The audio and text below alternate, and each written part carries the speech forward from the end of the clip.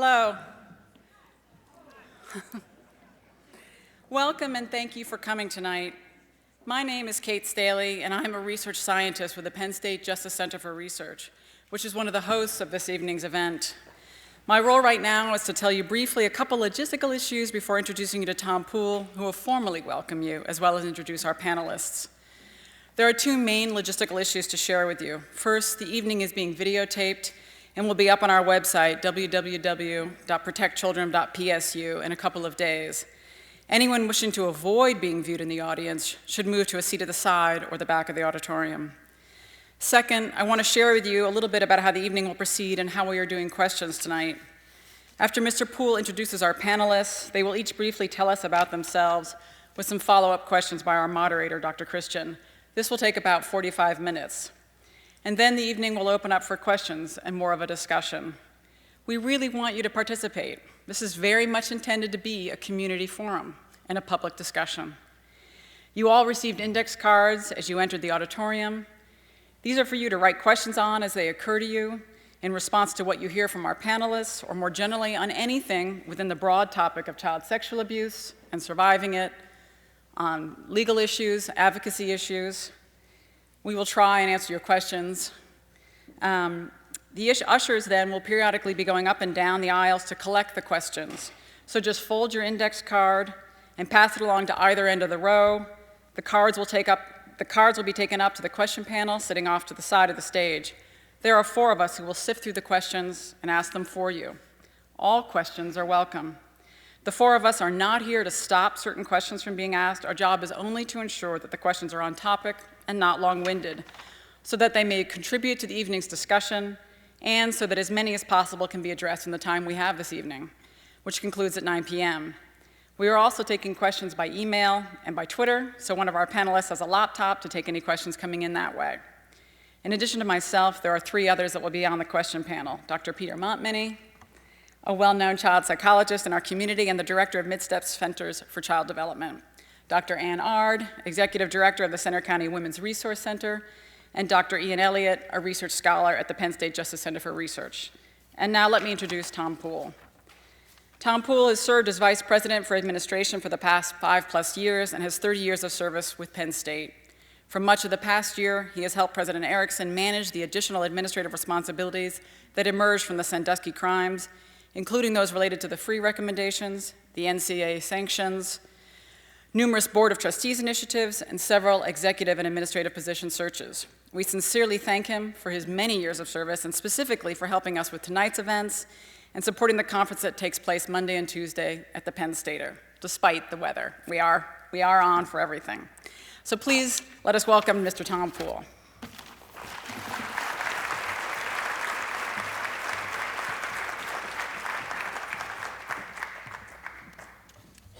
Thank you, Kate. Welcome, and thank you for joining us for a public conversation on surviving child sexual abuse. As you may know, this event was added in response to overwhelming interest in our conference that kicks off tomorrow morning. We received more than 70 inquiries from people who wish to participate, and the conference reached capacity in just 3 weeks.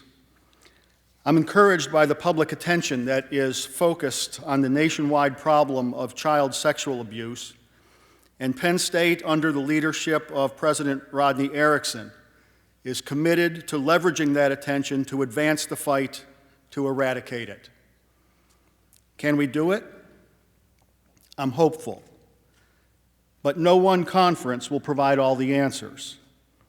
It will take the vigilance of advocates, individuals, agencies, educational institutions, and government coming together to forge a collective commitment. Tonight, in many ways, represents the heart of this conference and the heart of that commitment. It was designed to bring together our community for an interactive session and to offer critically important perspectives from survivors, professionals who help children and families who are victims of abuse, and advocates for children and better child protection laws. It should make for a provocative evening. I'm very pleased that we've been able to take questions via email and Twitter, and look forward to hearing from all of you during the discussion portion of the event. Before I introduce the panel, I want to thank the Penn State Justice Center for Research, the College of the Liberal Arts, and Penn State Outreach for supporting the conference. 3 individuals in particular, you've met Kate Staley, Doris McKenzie and Pam Driftmeyer did a fantastic job of juggling myriad details to organize an event that is, from my standpoint, one of the most important conferences Penn State has ever hosted. Please join me in thanking them.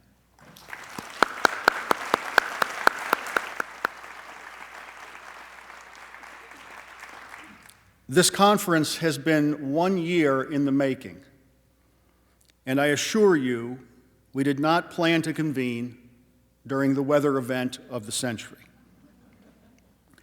Our decision to press ahead came after constant monitoring of the weather forecast and with the concurrence of Penn State's emergency management team. In fact, we are happy to say that the forecast for central Pennsylvania is improving over the next couple of days over against what they had originally predicted. And in the end, we figured that the severity of this problem outweighs the severity of the storm. So we forge ahead. And now I'd like to introduce our panel. Dr. Cindy Christian will serve as the moderator. Dr. Christian is a nationally recognized expert on child abuse. She serves as the director of Safe Place, the Center for Child Protection and Health at the Children's Hospital of Philadelphia, and was earlier this year named to Pennsylvania's Task Force on Child Protection, a group created by the state's General Assembly to thoroughly review state laws and procedures governing child protection and the reporting of child abuse. We have 3 panelists. Margaret Hoelzer is a 2-time Olympic swimmer, winning 2 silver medals and a bronze medal during the 2008 Games in Beijing, China. At the age of 5, she was sexually abused by a friend's father. She is now a national spokesperson for the National Children's Advocacy Center. Representative Louise Williams Bishop represents the 192nd Legislative District in the Pennsylvania House of Representatives. Sexually abused at the age of 12 by her stepfather, she is an advocate against child sexual abuse as the House Democratic Chair of the Children and Youth Committee. Christopher Anderson is the Executive Director of Male Survivor, a 501c3 organization that is committed to preventing, healing, and eliminating all forms of sexual victimization of boys and men.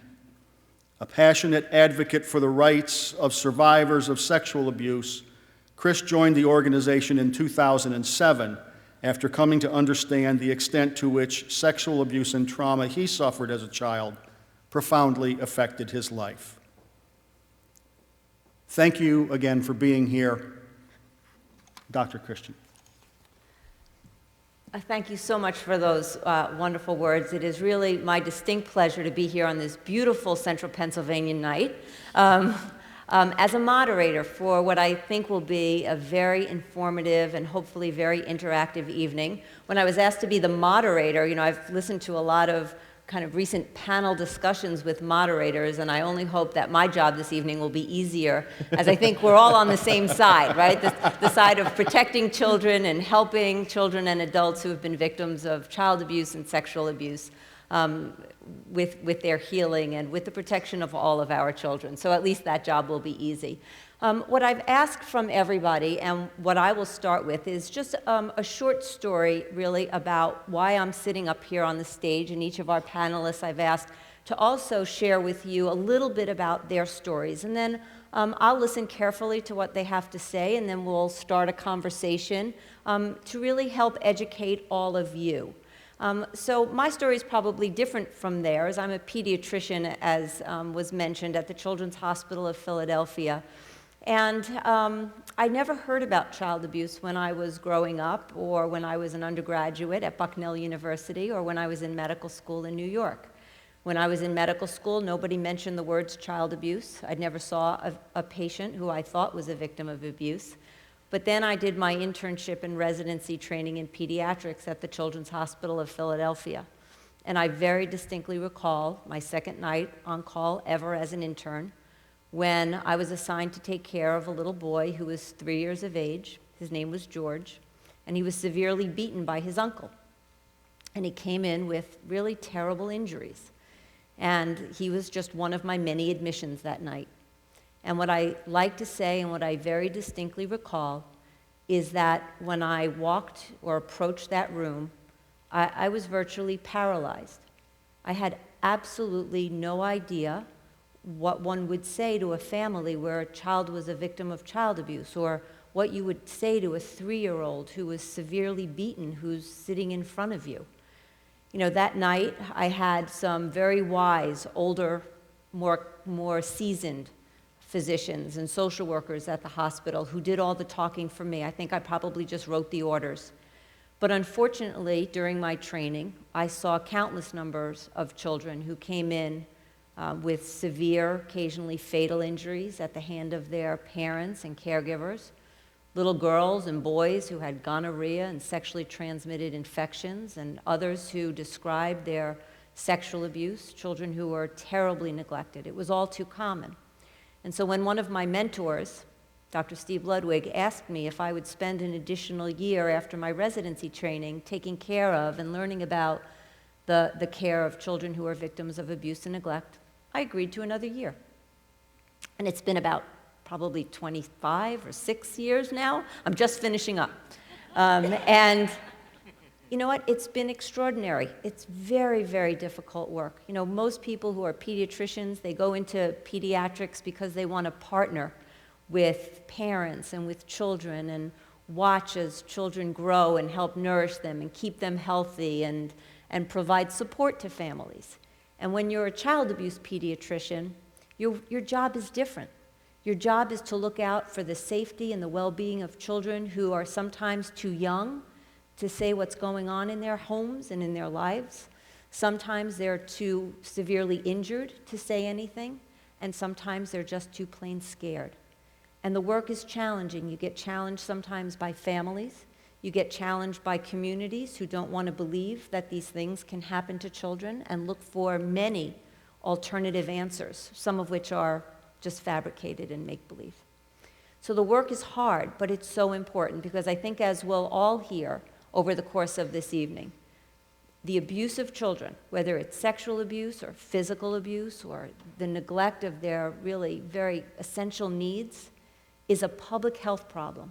It not only affects children, it affects them in their adult lives. It affects their physical health, it affects their mental health, and it affects all of us, not only as the Penn State community, but as the Pennsylvania community, and as a national community and an international community. So I want to thank you on behalf of all the panelists for being here this evening, for opening up your minds, for asking tough questions. We're happy to answer them, and for joining with us in really helping all of our communities recognize that, like smoking is a public health problem, and obesity is a public health problem, child abuse, child maltreatment, family violence, those issues are public health problems that we need to take from under a rock, okay, from under a rug, and begin the difficult conversations so that we can help this generation of children and the next generation of children. And now, Representative Bishop, I'm going to start with you, and I'd like you to take 5 or 10 minutes or so and tell the audience a little bit about your story. And I want to thank you for being so brave to come here in front of a whole community to tell your story. Thank you for starting for us. Thank you very much, Sydney. And let me begin by thanking all of those who are responsible for this coming together. For indeed, child abuse has been around, not just for a generation. It's been around for generations. It has been hidden. It has been tucked under the rug. It has been whispered and not talked about. But family sexual child abuse is alive and well. And it just did not start with our generation. And what has happened is we don't want to talk about it. We want to pretend that it does not exist. Therefore, it has not gotten the treatment, it hasn't gotten the research, and it hasn't gotten the attention that other diseases have gotten. And I firmly believe that it is a disease. When I was perhaps 5, 6, 7, maybe a little older than that, my mother married again. And this time he came to live with us. Coming to live with us meant he was living with Granddad, he was living with Mom and his other children, and myself and my brother. There were a lot of us in the house. I was the oldest, and I was somewhat like an outsider, my brother and I. We didn't blend as well with him as his children did. And so he started, every opportunity he got, to play with me, to stroke me. I felt funny about it, but I didn't really see anything was wrong with it. As he played with his children, his daughters, I thought he was making me one of them and perhaps feeling about me, though I felt strange, a feeling about me the way he felt about one of them. Wasn't so nice to my brother, but he was nice to me. After a while, that niceness grew. A few years passed by to one night when my mother had to go in town, borrow a sewing machine so that we could get our clothes sewed for Easter.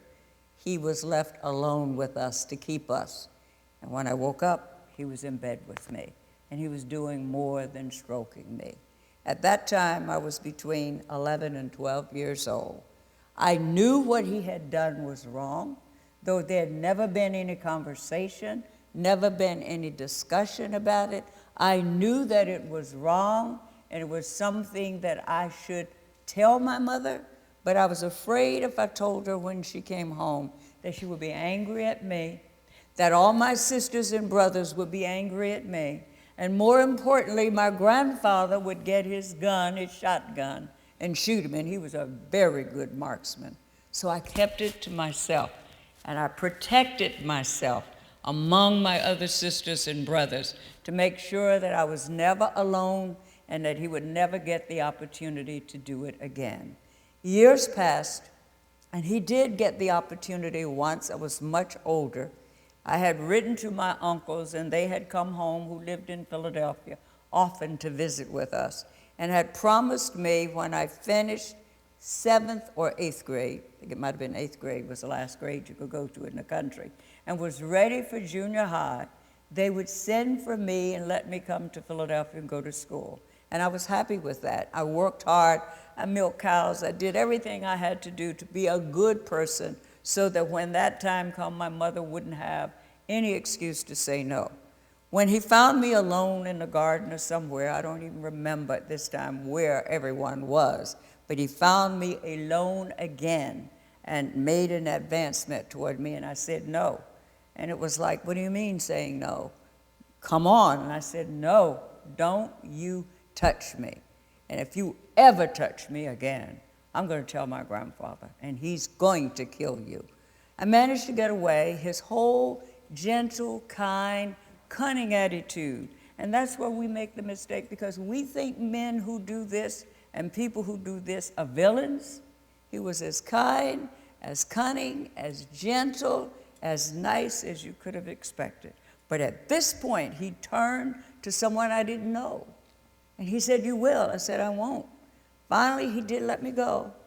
He did get away. He threatened me a few times, but I got away without him actually touching me. I wrote that letter real fast to my uncle, and I said, I'm ready. I'm out of school now. I'm finished. The summer is just about over. You promised me a ticket. I'll be waiting for it. Send it to my aunt's house. And I got out of that house and went and lived with my aunt for a few days until my ticket arrived, and I made it to Philadelphia on the first train. That's when I was determined he or no one else was going to ever do that to me again. But I was blessed. I was able to get away.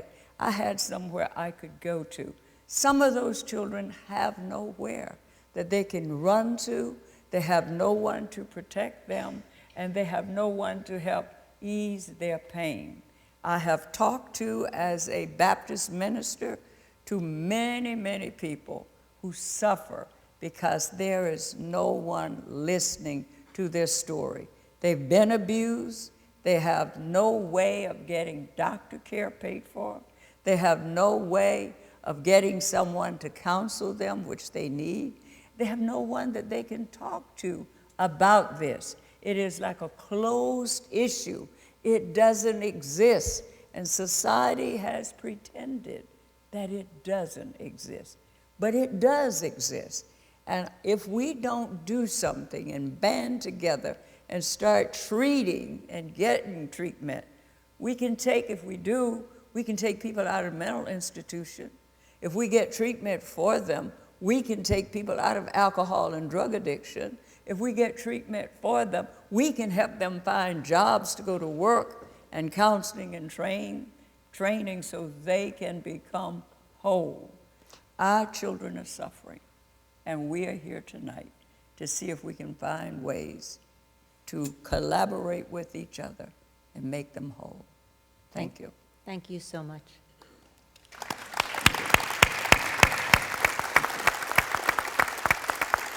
We're going to come back on some of the things that you talked about, but Margaret, I want you to introduce yourself to the audience as well.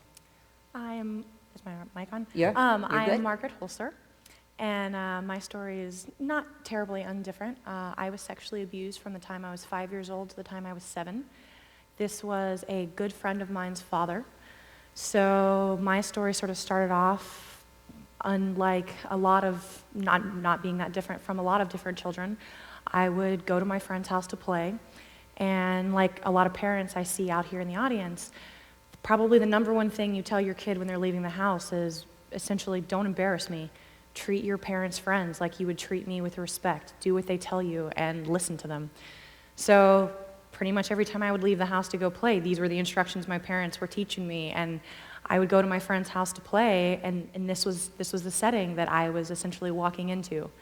I learned about stranger danger. I learned to look both ways when I crossed the street. I learned not to talk to people I didn't know and to get in a car with someone I didn't know. But, you know, when I was going to go play at a friend's house and I was talking to my friend's father, well, this was someone that I was going to treat with respect. This was someone I was going to treat in the same way that I would treat my own father, and I was going to listen to this man, and I was going to trust this man. This was someone that I was going to sort of automatically give trust to from the get-go. First and foremost, this was an adult. At 5 years old, you know, he's a grown-up. So automatically, I trusted him because he was a grown-up. Second of all, my parents have just told me to trust this person because, you know, mainly they don't want to get embarrassed because they don't want to be the, you know, the parent that has the kid that misbehaves, and then, you know, nobody else wants to take me off their hands, and, you know, I don't get any play dates, and then all of a sudden they have to do all the work. So, you know, all of a sudden, I mean, here I am, like, giving this person this perfect opportunity. Well, kind of in the same way, you know, we were just discussing about what a nice man this was. I mean, you know, the man that sexually abused me was by far the coolest parent of all of my friends' parents. You know, when I had friends over and we would play games, my mom would, you know, she would be doing the dishes or something, and we'd be playing in the backyard, and, you know, she would watch us, of course, to make sure we didn't kill ourselves or something, but, you know, didn't run away or whatever. But, I mean, she paid attention, but she was never a part of the game. My friend's father was always a part of the game. You know, he was climbing trees with us, or he was playing tag with us, or hide and go seek with us. You know, my parents just observed whatever we were doing. He was always a part of the game. So he was kind of like a big kid, only he had money and he could drive us places. So it was fantastic. I mean, this was the best case scenario you could possibly imagine to someone who's 5, 6, and 7. It's like, all right, you're like all of my only friends, only you can drive me places and we can go get ice cream. So awesome. So again, perfect scenario. So this is sort of the stage walking into this perfect case scenario that I've walked into and created that I essentially didn't even realize. So my abuse started, like I said, 5 years old. There were a couple of different instances. I'll give you an example of one. Well, I liked frogs, all right? I was a nature lover. I loved animals. Again, it's not hard to trick a 5-year-old. It's not really hard to figure out things that they like. You pretty much ask them, hey, what do you like? And they're going to tell you. Pretty much going to be ice cream of some flavor. And it's probably going to be, kittens or animals and rainbows of some nature. And then, G.I. Joes or something like that, My Little Ponies, girl or boy. You figure out what their interests are. And, basically you ask this child, what do you like? And then, all right, you have their interests. So, this pedophile finds out, well, she likes frogs. Okay, cool. So we're playing a game of hide and go seek. And I don't know where to hide. So he's like, all right, well, I've got this great hiding place. Let me help you. So I'm like, okay, because, clearly I don't want to be found because that's the point of the game. So he takes me to the crawl space under the house. Does it dawn on me that we're going under the crawl space of a very large house? No. So then on top of that, he's like, all right, well, I found this frog a couple hours ago, and I put him under this crawl space. Now, again, in my 5-6-year-old mind, we're talking a pretty large house here, and we're talking about a crawl space that you open up, and you're shining some light in that's maybe got like a little bitty tiny radius, and then this house is going, how far back? Am I rationalizing any of this or trying to figure out where in the world is this frog that this man put in under this crawl space several hours ago? Of course not. I'm a 6-year-old. I'm thinking, I want to find this frog because frogs are fantastic, and this seems like a fantastic idea. So we go into this crawl space of this house, and I'm diligently looking for a frog. And, luckily, in this particular instance, nothing actually happened. I don't know why nothing happened. Most likely, his children actually found us, and in this scenario, because of that, nothing was able to happen. But, I look back at that situation, and again, as an adult, you're looking at all of these things going, oh my goodness. But at the time, like I said, I was looking for a frog. Why not? It seems like a great idea. So that was sort of a setting that I was getting myself into without even really realizing it. So the abuse continued for a couple of years. I was very, very lucky. This particular family moved away when I was in 3rd grade, so my abuse ended for no other reason than they left. I didn't leave. I still lived in the house that I was growing up in, but they left, so I was very, very lucky that after 2 years my abuse ended just because he was no longer there. So at the great age of 11 years old, several years obviously at this point after my abuse has ended, by the way, my abuser had said, this is our secret, don't tell anybody. So I didn't, I believed him and it was a secret. Well, obviously I can keep secrets very well, so I didn't tell anybody. So at the great age of 11, talking with one of my friends, we're starting to talk about boys, that kind of thing, and she says to me, in this conversation, and I don't know what triggered it, but I mentioned something about what had happened to me, and she looks at me and she said, Margaret, you were molested. And I knew what that meant. I knew what sexual abuse was. We'd learned about it in school. We'd watch some videos about sexual abuse, and I would always get a funny feeling when I watched those videos, and I was never comfortable.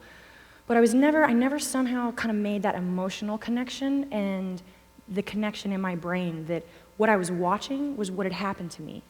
Because when I was watching these videos, it was always kind of that creepy guy with the weird mustache and the white van that you see on TV, and that wasn't who my sex offender was. The guy that molested me, that was my friend's dad. He was awesome, and I trusted him, and that was my friend. That was someone I cared about.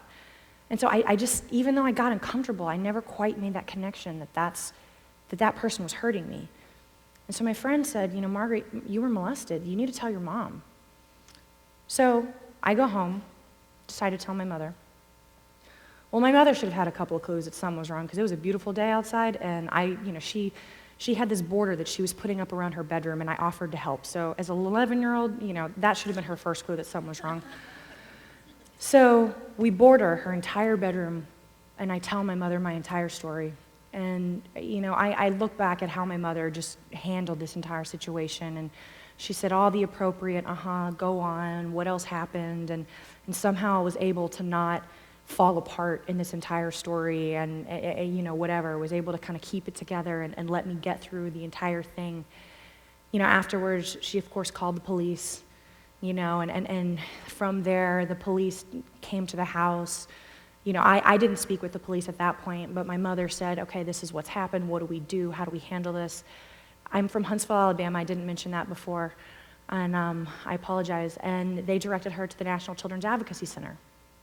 So I look back, you know, at my mother and at the situation, and you know, when I was growing up, it's amazing the kind of things you believe when you're a little kid. When I was growing up, I would ask my mother, you know, how do you know how to do something? And she'd say, oh, well, you know, I learned it in mommy school. And I was like, oh, okay. Like, I just took it, like, I mean, without question. Like, yeah, I'm not really sure when mommy school happened. Like, I don't know if that was like after high school or like after college. Like, I never really thought about like when it occurred.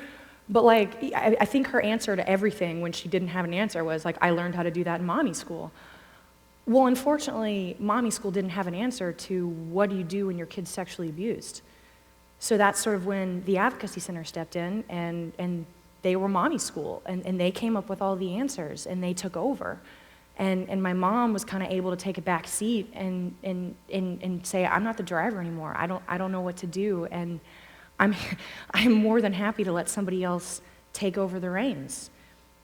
So, and I'll go into a little bit later sort of what advocacy centers do and why they're important, because I don't want to take up all my time right now. But so I got help is the long and the short of it. I got help because I finally was told by my friend to tell, and I told my mother.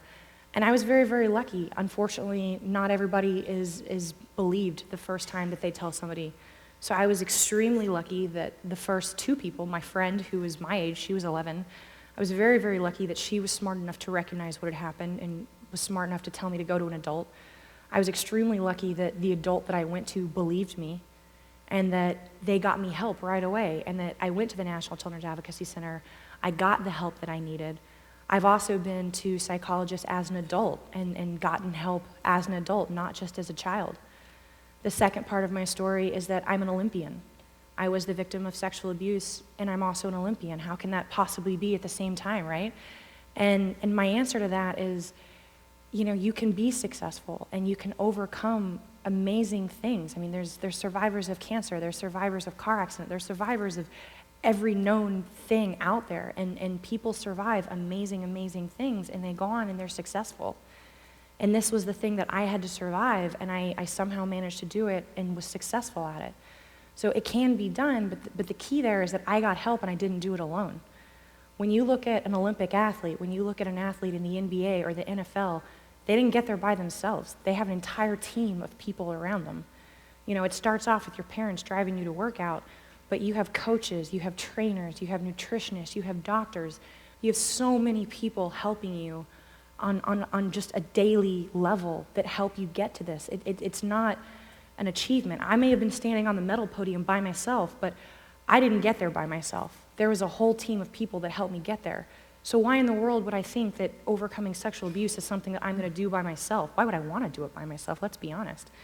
You know, so it's about telling someone, and it's about getting that proper help. And I wish everybody was as lucky as I was, and I wish that that person they told the first time would believe them and would get them that proper help. But sometimes you got to be the squeaky wheel. You got to just keep telling and keep plugging away until someone believes you, and someone believes that person and gets them to the proper help. So those are sort of my two things that I hope when it's all said and done, if you guys remember anything about me, don't remember my name, but just remember, getting help, being that squeaky wheel, and you can overcome this, and you can be successful in whatever definition, whether being success is a happy marriage, a happy relationship, being a CEO of a company, being an Olympian, whatever that definition of success is, it can happen.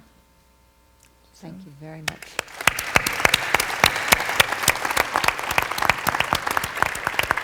And I do love, Margaret, that analogy that, to be an Olympian, you really have a whole community that supports you.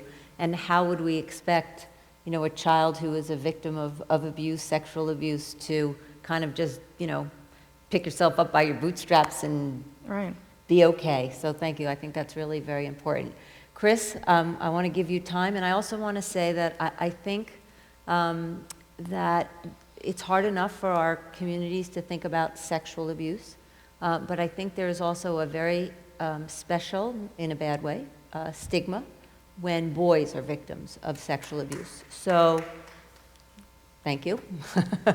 And Chris thanks you as well. So I think it is really wonderful to have you here to tell us your story. So please go ahead. Thank you. Thank you very much for having me. Thank you, everyone, for being here. I just want to ask, how's everybody doing? Is everybody okay? I want to invite everybody, because it's not easy to hear these stories. And, I'm about to share mine as well, but I just want to give us a little bit of a mental break, and I want to invite everybody, just take a deep breath.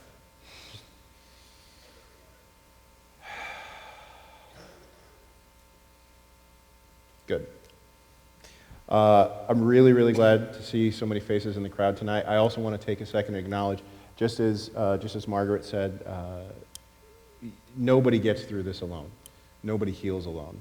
And a couple of years ago, I was privileged to be a part of a really wonderful event on the Oprah Winfrey Show, where Oprah had brought in 200 male survivors of sexual abuse. And there are a couple of gentlemen who were part of the audience with me, and they're here tonight, and I just wanted to acknowledge their presence as well. And guys, if you want to raise your hand, you can. You don't have to if you don't want to, but I just...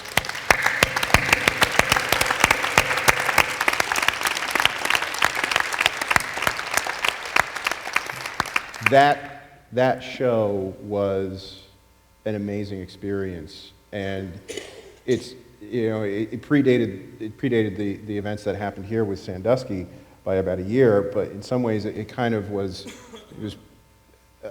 almost a premonition of the discussion that we were all about to have, and in ways that none of us could have foreseen at the time. So a little bit about my story.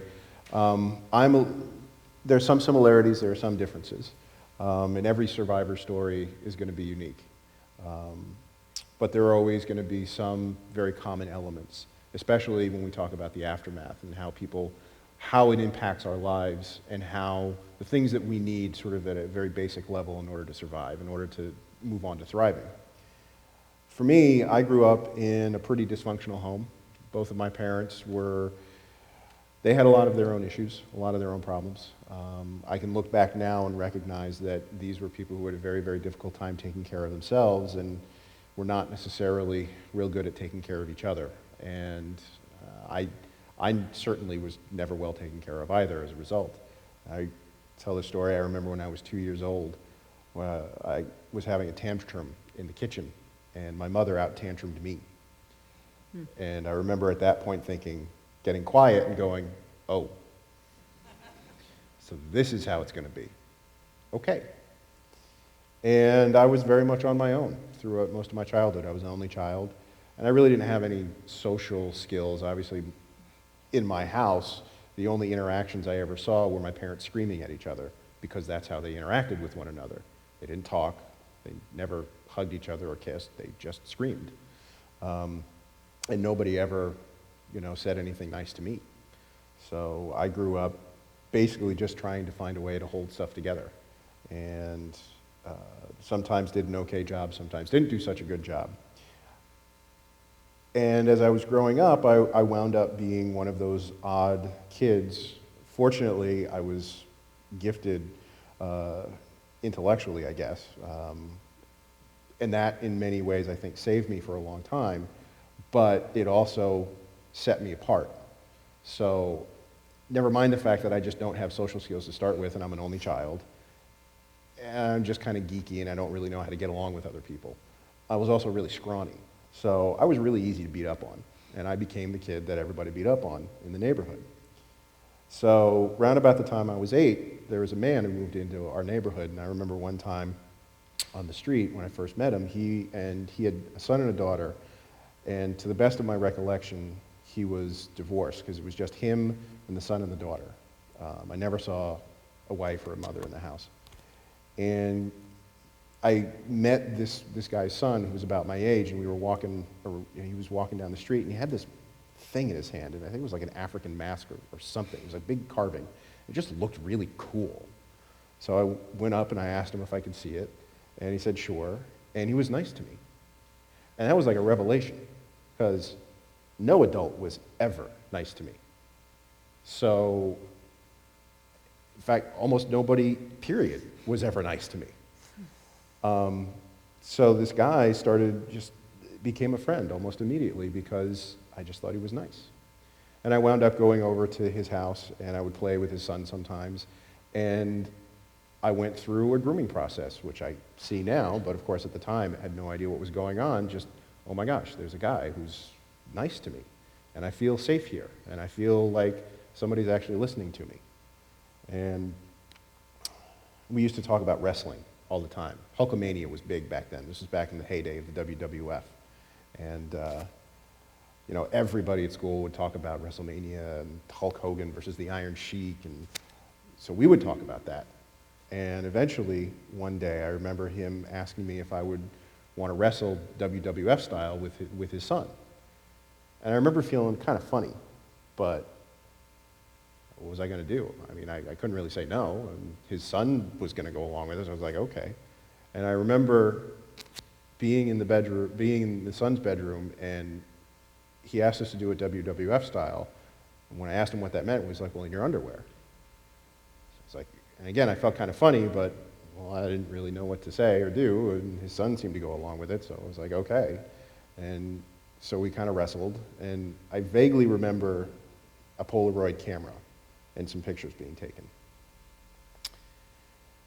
Fast forward a little while later, and this is where things start to get a little fuzzy. And I mention that specifically because it's important to note, I remember very, very particular details, but there are some things that are gone. And this is a period of my life where a lot of my memory is gone. I can walk you to the house. I can point you to the bedroom. I could probably recognize the air conditioner that I zoned out to when I was on the bed with him, because that was how I dissociated, that was how I zoned out, that was how I protected myself. But I can't remember his name. I could go look it up if I really wanted to, but I don't particularly feel a need to. But one of the things that we had already talked about is, what do you do to get through it, and how do you get through it? Well, for most of us, well, I shouldn't say most, but for many, many of us, we dissociate, because that's how we get through trauma, especially as young children. So at some point in time after the wrestling with his son, I remember going back over, and he asked me if I would wrestle with him, WWF style. And this was, the son and the daughter weren't there. And I knew something was really wrong, but I didn't know how to say no. And I didn't know where to go, because really I didn't have anywhere to go. And we went into his bedroom. I remember being on my back on the bed, and I remember him there, and then turning my head to the right and looking at the air conditioner, and everything in my consciousness went to the hum of the air conditioner. And that was how I got through. I don't recall whether or not it happened again. I don't recall if I went back. I vaguely remember that it only happened the one time. I only have a clear memory of the one occasion. But it's entirely possible it might have happened more. For the rest of, and I was about 8 years old at the time when this happened. Now, for the rest of my life, I spent most of my life struggling with depression, anxiety, and there was a whole lot of chaos. My father died when I was 19. He went blind the last 2 years of his life. I barely made it to college. Somehow I made it through. And my mother passed away relatively early as well. And I just got through all of this chaos through my teens and 20s, and I just kind of assumed, okay, let me just get through this, and someday it's going to get better. And that was mostly true. But it never occurred to me that the sexual abuse was actually something, was a big deal. I just kind of figured it was a one-time thing, and in the chaos of all the other bad stuff that was going on, the abuse was just a thing. And it doesn't, this doesn't happen to anybody else. It's not that big a deal. I mean, I know I'm really messed up, but I've got plenty of reasons why that would be. So I get to 30 years of age, and my first marriage implodes in a rather spectacular fashion by me having an affair. And I find myself, after having gotten through a lot of stuff and sort of thinking I had made it, I was normal, I I was married, I owned a home, everything was going to be okay, having it all fall apart on me, and realizing that nothing had changed. And I was still just as broken and damaged and messed up as ever. And I found myself battling suicidal thoughts again at 30, which I thought I had finally gotten over in my early 20s. So I went back into therapy, and I finally started looking for resources around sexual abuse, because it was the one thing that I'd never really dealt with. And there really weren't many for men. I finally found a church group that was doing a sexual abuse survivors night. And the woman who came in to do the presentation, it was a packed room, about 40 people there. I was one of only 2 guys. Fortunately, they didn't kick me out. And I remember the packet of materials, there was a list of 26 behavioral traits exhibited by abuse survivors. And I put a check mark next to 24 of those 26. And that was when the light bulb went off and went, oh, that's what the problem is.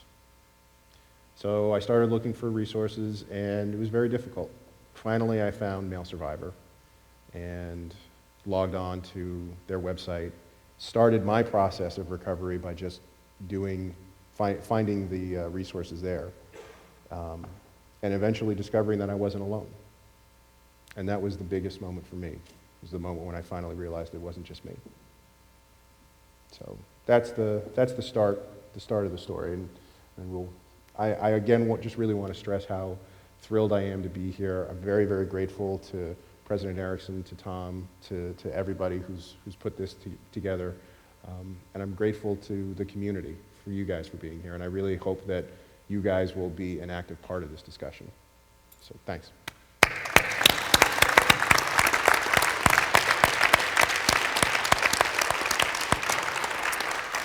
So I just want to begin by highlighting some of the kind of common themes that I heard and some of the things that I want to share just as a pediatrician who sees children all the time, every week, who've been victims of sexual abuse. And the first thing that many of you may know, but many of you may not know, is that child sexual abuse is not like adult rape. It's not usually a violent assault against a child, and I think you can hear that in all of our panelists. But what I want you to all remember is that child sexual abuse is really the coercion and the manipulation of a child. And I think you heard that in each of the stories. I think when Louise talked about kind of the hugging and the stroking, you know, it reminds me that some of what happens that is immoral and illegal and sexual abuse may feel okay and feel good to a child. So it's not, you know, that children should know it's wrong because it feels terrible to them, because it may not. Or Margaret's story about this awesome, you know, friend's dad who could help her, you know, so easily manipulate her into a small hidden place by just, all he had to say was, I got a frog. I mean, just how easy it is to manipulate a child. And then one of the things that Chris said is that not always, because I always say that every child is a vulnerable child. All children are vulnerable. But there are some children who are easier targets than other children. They are sometimes, but not always, children who come from broken homes or from situations where they're not as nurtured and supported. And then the final thing I want to make sure that everybody knows is that, you know, the adults who sexually abuse children are occasionally the creep on the internet who's looking for a child to abduct, is occasionally a stranger in an alleyway, but is almost always somebody who has a relationship with a child, in that child's family, in that child's social circle. It may be a teacher, it may be a member of the clergy, I mean, it may be a coach, and you know, you see this time and time again. This is what I see all the time, every week, every month, every year. It is those people who are around you. I want to congratulate all of you for your outrageous success in life, and I think it's a testament to your resilience and to your recognition that you needed the support and the help. I'm wondering if any of you could think back to before you disclosed your abuse to anyone. And think about maybe the first person. I mean, Margaret, you kind of mentioned a friend, but Louise and Chris, and Margaret, think about when you were a child and kind of holding that secret and how holding that secret affected you, and maybe about kind of what gave you the strength and the courage to finally share your story with somebody. Well, let me begin by saying that I really did not share my story until just about a year ago. There was a press conference at the Capitol. I remember Danny O'Brien, the Honorable Danny O'Brien, telling me that he had a press conference coming and that he would like me to stand with him. I can't think of the name of the group that was there, but they had 2 people with them. I said, yeah, I'll stand with you in a press conference. And I knew it had to do with abuse. I didn't know how bad or really who they were. When I came out to the press conference to stand, having had this secret that had almost been on and gone, I'd almost forgotten about it. It had been there so long, and I didn't discuss it. Even my husband never knew about it. We got a divorce, I had 4 kids, and I never told him, didn't tell my children about it. That's quite a secret.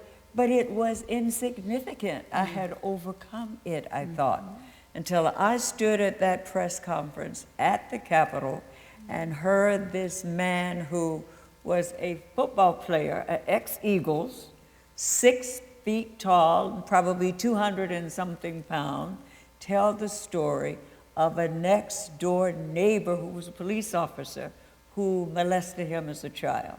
Another woman who had been in the nunnery and had been molested there, and she had to give up. She came away, but she was close to 50, but had never gotten over it. I fell apart inside. Everything within me began to shake. And so when I had to make my remarks, that's how I made my remarks. I know how you feel. It happened to me many, many years ago. And at that point, the Sandunsky knowledge had not yet been revealed. That came shortly after that. And so I went with the flow. I said, it's time for us to do something. We have held this secret too long. I have sat on something that can probably help somebody else. I got over it. I managed to become a radio broadcaster. I managed to become a legislator. They were sitting on one of my bills for 3 terms. They would not move it through the House. It removed the statute of limitation. I felt that people who had been victimized should have a right, no matter when it was, to bring their victims, if they could, to court and be compensated. If they needed a doctor or needed care, it would be there for them. I couldn't move it through the House. But you haven't given up that fight. We're still working on that one. But I had no knowledge previously of how many people were hurting, how many people who didn't get over theirs, how many people who were scarred to the point where it hindered their career, it hindered their life. Many of them had become drug addicts, dope addicts. I had to counsel as a minister many who had become addicted because they just couldn't find a place or a way to overcome it. Well, and so I felt we who know the pain must do something to try to find healing. And those who do not know the pain and who have the knowledge, that brings you into the That's me. who have the degrees, we have to find ways to help these people become whole again.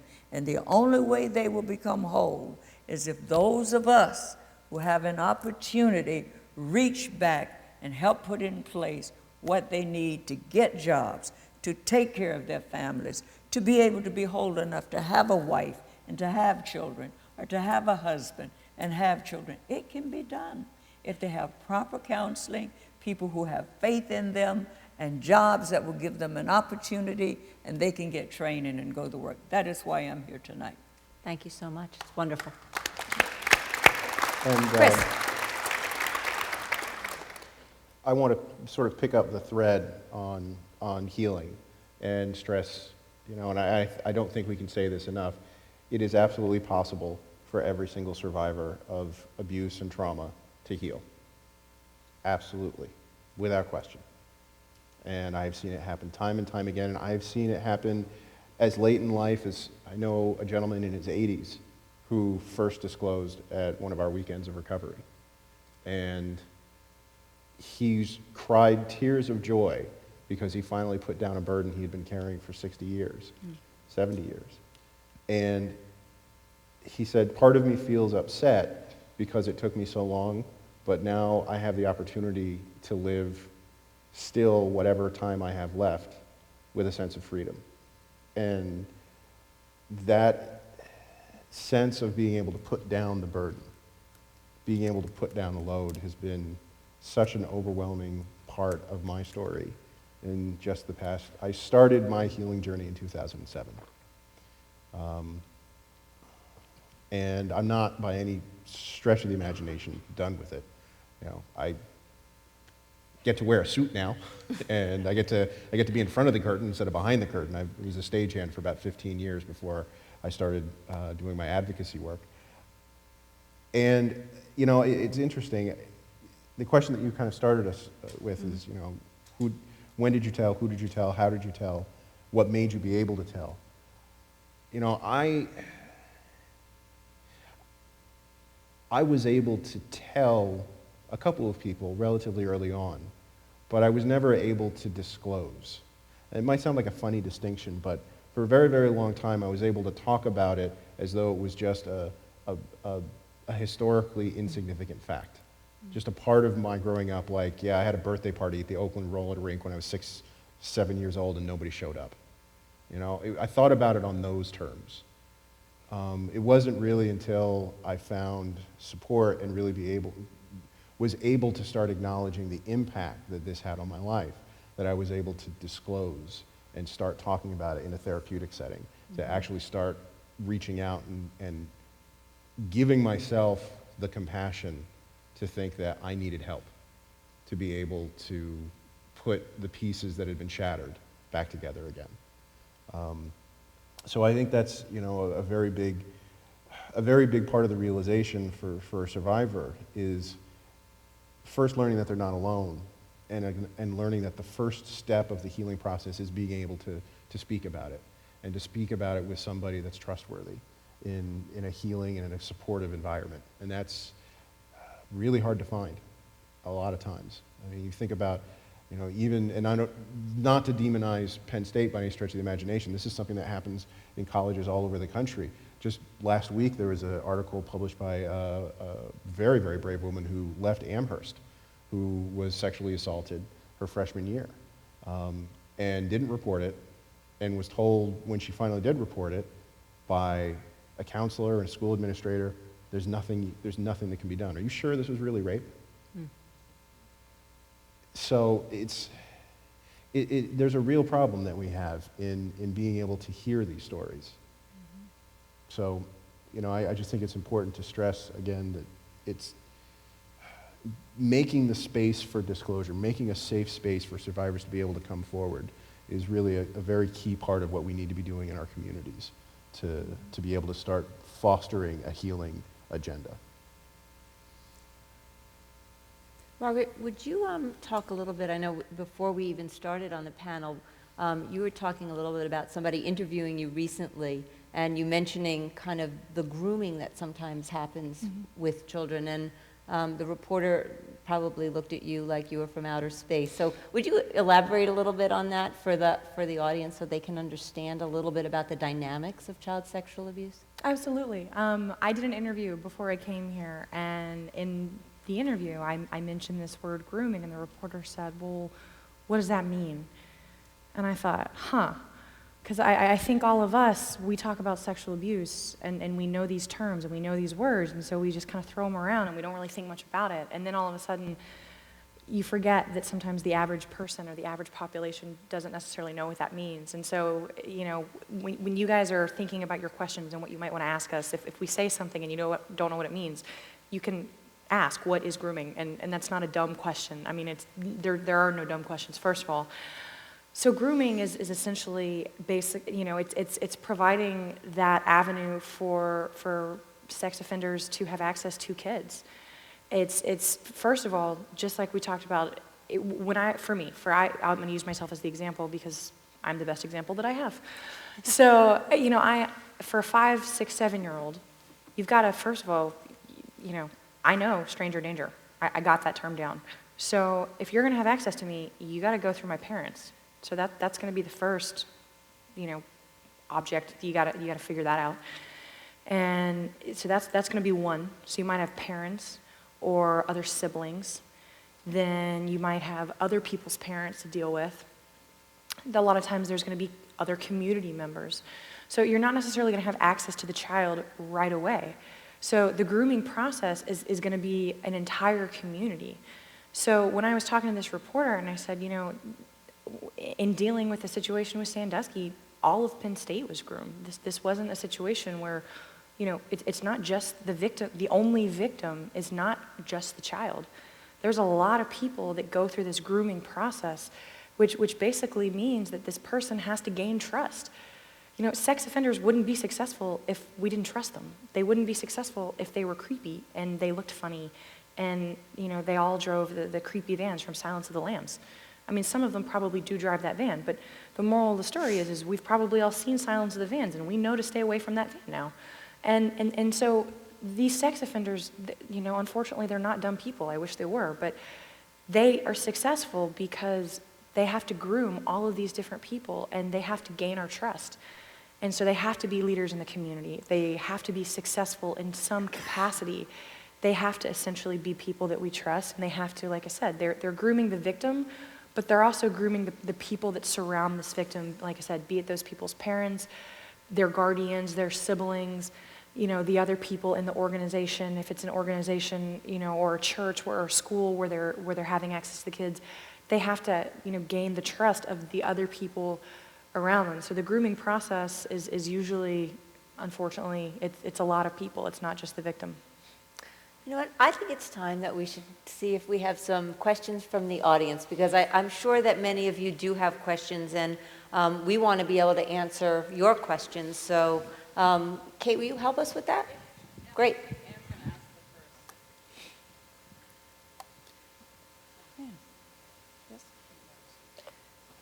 These are the questions that have come from the audience, and we're also getting questions via Twitter. So if there are ushers out there who will take your questions if you still have them. So please pass them forward. This may actually be for Cindy. Okay. But is sexual abuse harder to detect than physical abuse, or are we as a society just overlooking the signs? And how do we do a better job of identifying abuse early? Well, child sexual abuse, I often say that when it comes to physical abuse, the physician is really a very important kind of professional in helping to identify children who are victims of physical abuse, because it really is, you need to evaluate injury. I mean, children get injured every day, all the time. Injury is the leading cause of death in childhood in this country because we do such a good job with medical diseases and with immunizations and prevention. So injury is common.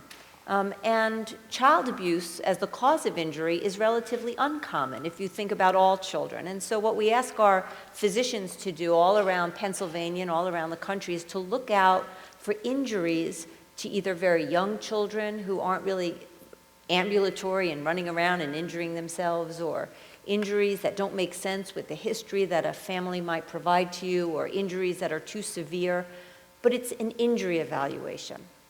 On the other hand, child sexual abuse, you don't need a doctor to make the diagnosis of child sexual abuse. On occasion, a doctor's very important in making that diagnosis, and I would say that when children disclose sexual abuse, it's very helpful and important for many families and children to be examined by their pediatrician or their family doctor, and I'll talk about that in a minute. But most of the time, the things that we heard about today are not going to leave a mark on a child's body, are not going to tear the genitalia.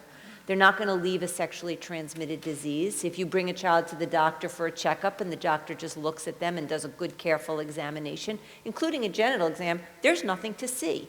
If you're going to wait to find injury On a child, to diagnose child sexual abuse, you're going to miss 95% or so of your victims.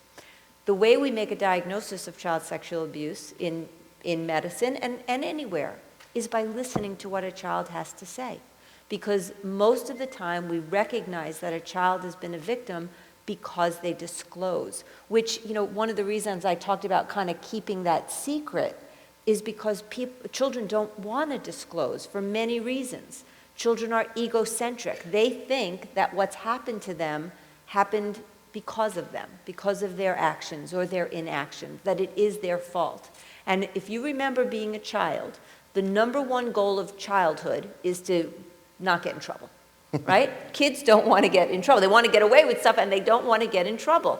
So they eventually know that this was wrong. They may not have known that it was wrong initially, but they figure out that this is wrong. This was not supposed to happen, and I either better not tell because someone threatened me not to tell, they bribed me not to tell, okay, or I'm going to get in trouble. Or I already told and nobody really listened to me, and they didn't protect me.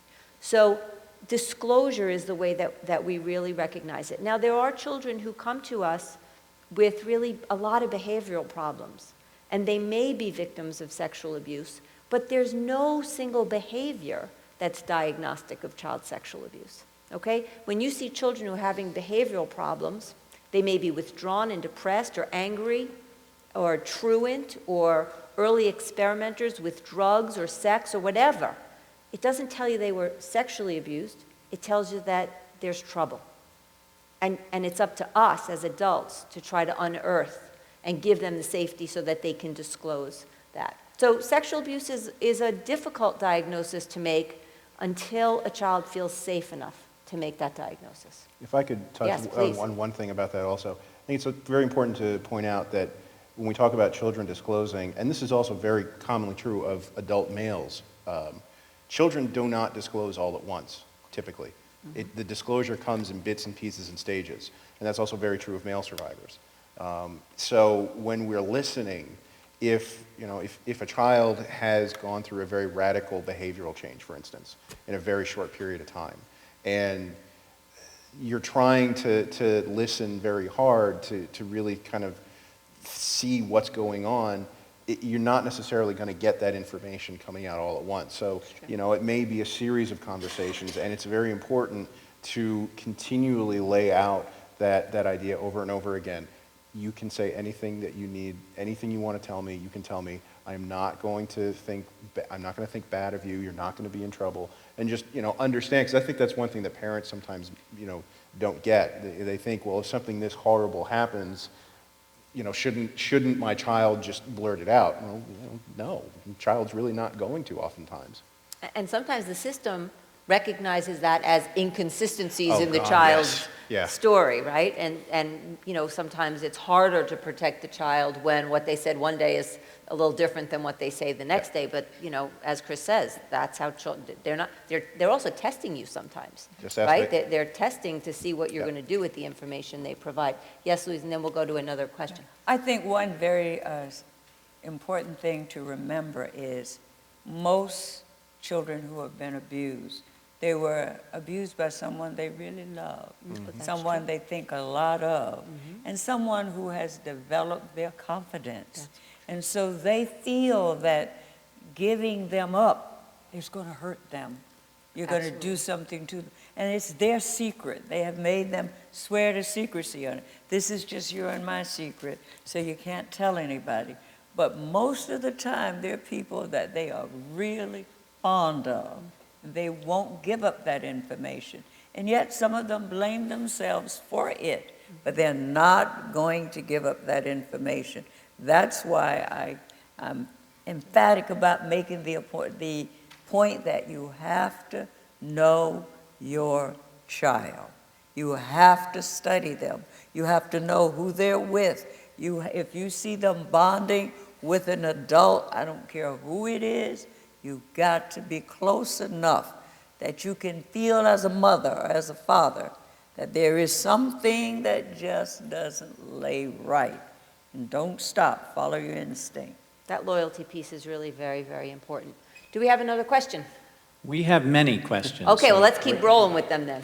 You started addressing the first part of this one, but perhaps you can continue and address the second as well.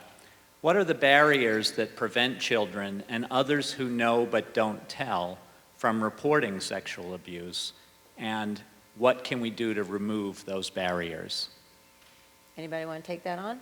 I'll take the others if somebody wants to take the children. All right, well, you start with the others, and then Okay. we'll chime in with children. We think about the way the story played out here with regards to, there were a lot of people who had an opportunity to say something, and some people who did say something about Sandusky. And what did not exist at the time was enough of a willingness on the part of the community or certain folks in positions of authority to really be willing to believe. And it's very difficult for a lot of people to stomach this. Look, it's hard to sit here and listen to these stories, you know, we have to acknowledge that. And especially when you're charged with being in a position of authority, it can be even more difficult to have stories like this be brought to your attention. You know, and I'm not, this is not a place or a time for a discussion about who was right and who was wrong. And I'm not, you know, I'm not going to demonize anybody here. Might do that privately, but I think the first thing we need to, really stress is it is 1 in 4 and 1 in 6. 1 in 4 females and 1 in 6 males are sexually abused before the age of 16 in this country. Not just in this country, but in every country we have the data that we've done studies on. And in fact, 1 in 6 on the male side and probably 1 in 4 on the female side tend to be conservative. There's anecdotal information that, especially within certain populations, it's much higher than that.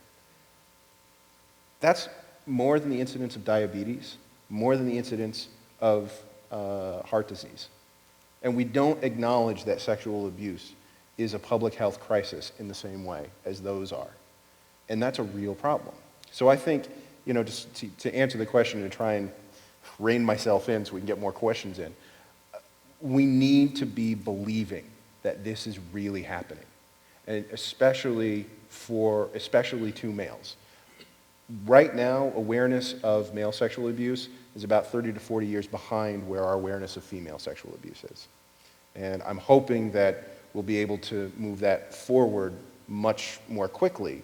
I hope it doesn't take us that long to get to where things are on the other side, but we need to be acknowledging it, and we need to be having more conversations like this.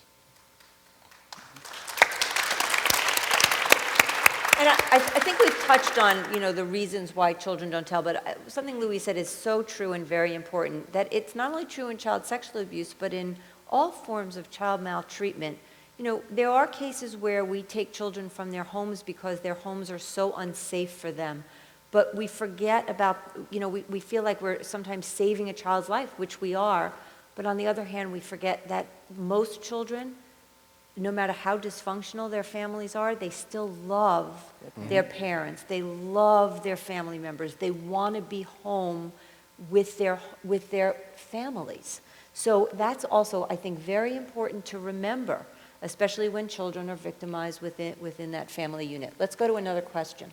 Yeah, like Peter said, we have lots, so we appreciate everybody taking the time to answer, and then we can get on to the next. So thank you.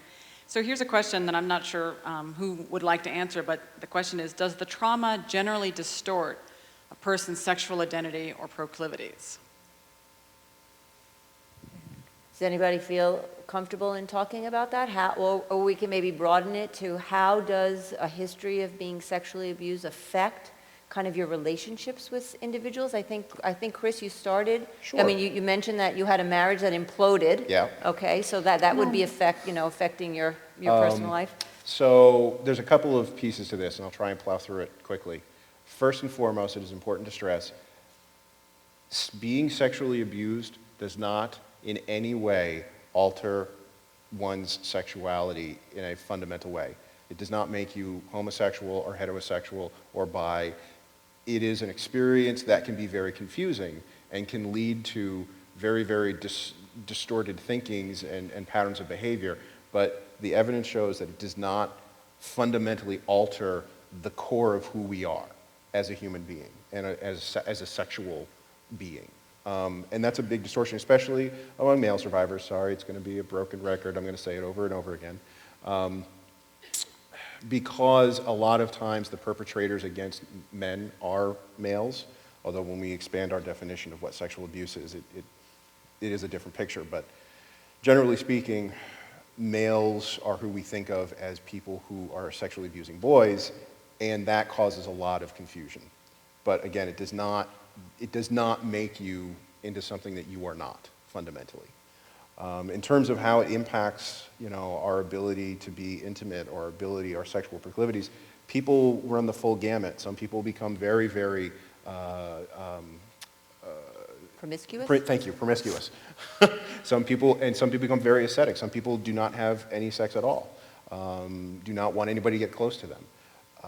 In my first marriage, part of the problem was that was the way I was. I was in a shell. I did not want anybody getting close to me. And I didn't realize at the time that's what was going on. I found other ways to act out, obviously, but my idea of a safe relationship was one in which my sexuality didn't enter into it. So, and again, for different survivors, for different people, it's going to come out in different ways. Well, and I would say to touch on that, I was 20 years old when I had my first kiss, and I would say most people would agree that's a little bit late. I might have been a slow bloomer, I might not have been, who knows, but that was a little bit late. I can say I'm 29 years old, and my first relationship started maybe a week before I turned 28. So, I had a lot of trust issues. That's probably an understatement. Kind of going into relationships and going into sexual relationships of any kind. And just, I was terrified. I was terrified of what any of this meant. And just, so my way of dealing with it was kind of the same thing. I'm just not going to. I don't want to deal with this, and so I'm just not. I'm not going to date, and I'm just going to kind of, again, push the issue under the rug, because I don't want to think about this, and I don't want to deal with this, and I don't want to go through, what all of this might mean for me, or what all of it might not mean for me, and I just simply don't want to deal with it at all. So I'm not going to. And that was an approach that I had for years, was just simply kind of walling myself off to the world. And it was really, really easy because I was an athlete, and everybody just kind of had this attitude of, oh, well, you don't have time to date anyways. And I was just like, uh-huh. And that I just sort of went with that excuse. But the reality was that I was afraid of dealing with the fact that I had a lot of issues that I didn't want to think about. And, like I said in my initial story was, I got help at 11 years old, and I saw a psychologist, and my parents saw psychologists at that time, because they didn't know what in the world they were supposed to do with this 11-year-old kid now who's not acting normal. And they were even told at the time, at some point, she's 11 now, but at some point she's going to be sexually active, and she might want to see a therapist again, because there's going to be a lot of issues that come up that, we're addressing a lot of things now, but there's going to be a whole new can of worms that's going to be opened at some point. And just file that information away, because this might be something that she needs to do again. And sure enough, at the bright old age of 23, 24, I was like, well, I don't really want to do this again, but all right, maybe I should. So, I did it twice. I went as a child, and I went again as an adult, because obviously, like I said, first kiss at 20, that's a bit late, and not really having a relationship till 28 isn't really the normal path either. So it definitely does, I think, like you said, it doesn't affect your core, but it does affect your trust for sure. And I think we can probably all agree that, trust does play a role in relationships. I want to touch on something. First of all, thank you both for those excellent answers and for sharing. I want to mention something, because there are a lot of adults who probably have children in the audience. My experience is that when many or most parents find out that their child is a victim of sexual abuse, they are devastated by that information, and it is a family crisis. And it is, for a parent, it's not only getting you the help, but parents need the help and support as well, because they go through feelings of guilt and how did I not know, and why did I not do something, and anger, and so what I see is in our practice, we spend some time initially supporting parents before we even bring kids in sometimes for their therapy, because you need to have a parent who's going to be there for their child, and parents have to get through the trauma of what just was disclosed to them. So I just wanted to kind of get that out there for anybody in the audience who has any concerns. Okay. But before Yeah. we jump in, very quickly, I just want to also make one other additional point that sort of touches on something you were saying. Healing is not a destination. Healing is a journey. I'm going to be healing for the rest of my life. Not necessarily because of the pain, I'm going to be reliving the trauma every day, but the ways in which the trauma has affected me neurobiologically and psychologically, even physically, really, it is something that I deal with, and I have to make choices based on that every day. The distortions are always in my head. Some of those voices are always in my head. So I just want to stress, especially because this is a community that's going to, there may be times where you'll hear maybe some of the Sandusky survivors coming out and asking for support years from now. They have every right and reason to. They are going to be struggling and hopefully surviving and maybe even thriving. But even if they're thriving, for years and years and years, there could be need for therapy. There could be need for continuing ongoing support. So I felt it was really important to make that point. Fabulous. That's why we're up here. Yes. Okay. Another question? I'm going to combine a couple of questions and direct these to Chris. The question is, what can we do to promote more awareness and sensitivity to male victims and male-specific issues in child sexual abuse, and how can we improve healing resources for male victims? Excellent questions. Thank you. I wrote an op-ed that the Daily Collegian published right before the first football game here. And at the end of the article, I wrote, when the stadium here is filled, the second largest stadium in the country, 108,000 at capacity, there are over 18,000 sexual abuse survivors sitting in the stands. You just let that sink in for a second. And obviously, not all of them are female. In fact, probably at least 6,000 to 7,000 are male. Probably even more. So the first thing we need to do is just, as communities, acknowledge this is happening every day. There are Sanduskys in almost every community in the United States. There are survivors in every community in the United States. There are people who need help. What do we need to do to improve resources? Well, I could make a plug for Male Survivor, but You can. It's actually a little bit of a touchy subject, but I'm going to try and find the right way to phrase this. Again, there are really maybe only a small handful of organizations that have resources for male survivors. There's Male Survivor, 1 in 6. I know Just Hell has some. And more organizations are starting to develop resources, but we're really, really far behind in terms of being able to get funding, in terms of finding support. And I think a lot of it is just, it's for no other reason than ignorance. And I don't mean that to sound insulting, but we just don't know. We're only just at the beginning of a public conversation about this. So, one of the big things for me to be doing to help get those resources, both for our organization but for all survivors, is to be doing stuff like this, is to be a public face, to be speaking out, to talk about my own story, and to stress, this is about healing. What do you need to heal? We need hope and we need support. Hope and support come in from the outside. The work of healing is on us. But unless we get hope and support, we won't be able to do that work of healing and be successful at it. So, I would highly recommend everybody, as they're thinking about their year-end giving, to think about a worthy organization, that is helping to support survivors in your community. Great. Thank you. Another question, please? This was a question that came in via email. How can we balance allowing children to develop healthy relationships with adults with protecting children from abusive relationships with adults? I'll start that one if that's okay with everyone. talk about op-ed pieces. When I think when Jerry Sandusky was maybe convicted, I got a call from CNN.com, and they asked me to write an op-ed, and I wanted to call it "Not Let Detroit Go Bankrupt." No, I didn't say that. I said I wanted to call it "Talking Sex with Toddlers," and I thought it was great. They didn't like it. It's okay. I don't remember what they called it, but it was provocative, okay? And I wanted it to be provocative because I wanted people to look at it and I wanted people to read it. But the message, and one of the messages in that op-ed was that the way that we help children be safe yet develop wonderful, trusting relationships is, one, it's not a talk, so there is no such thing as a sex talk with a child.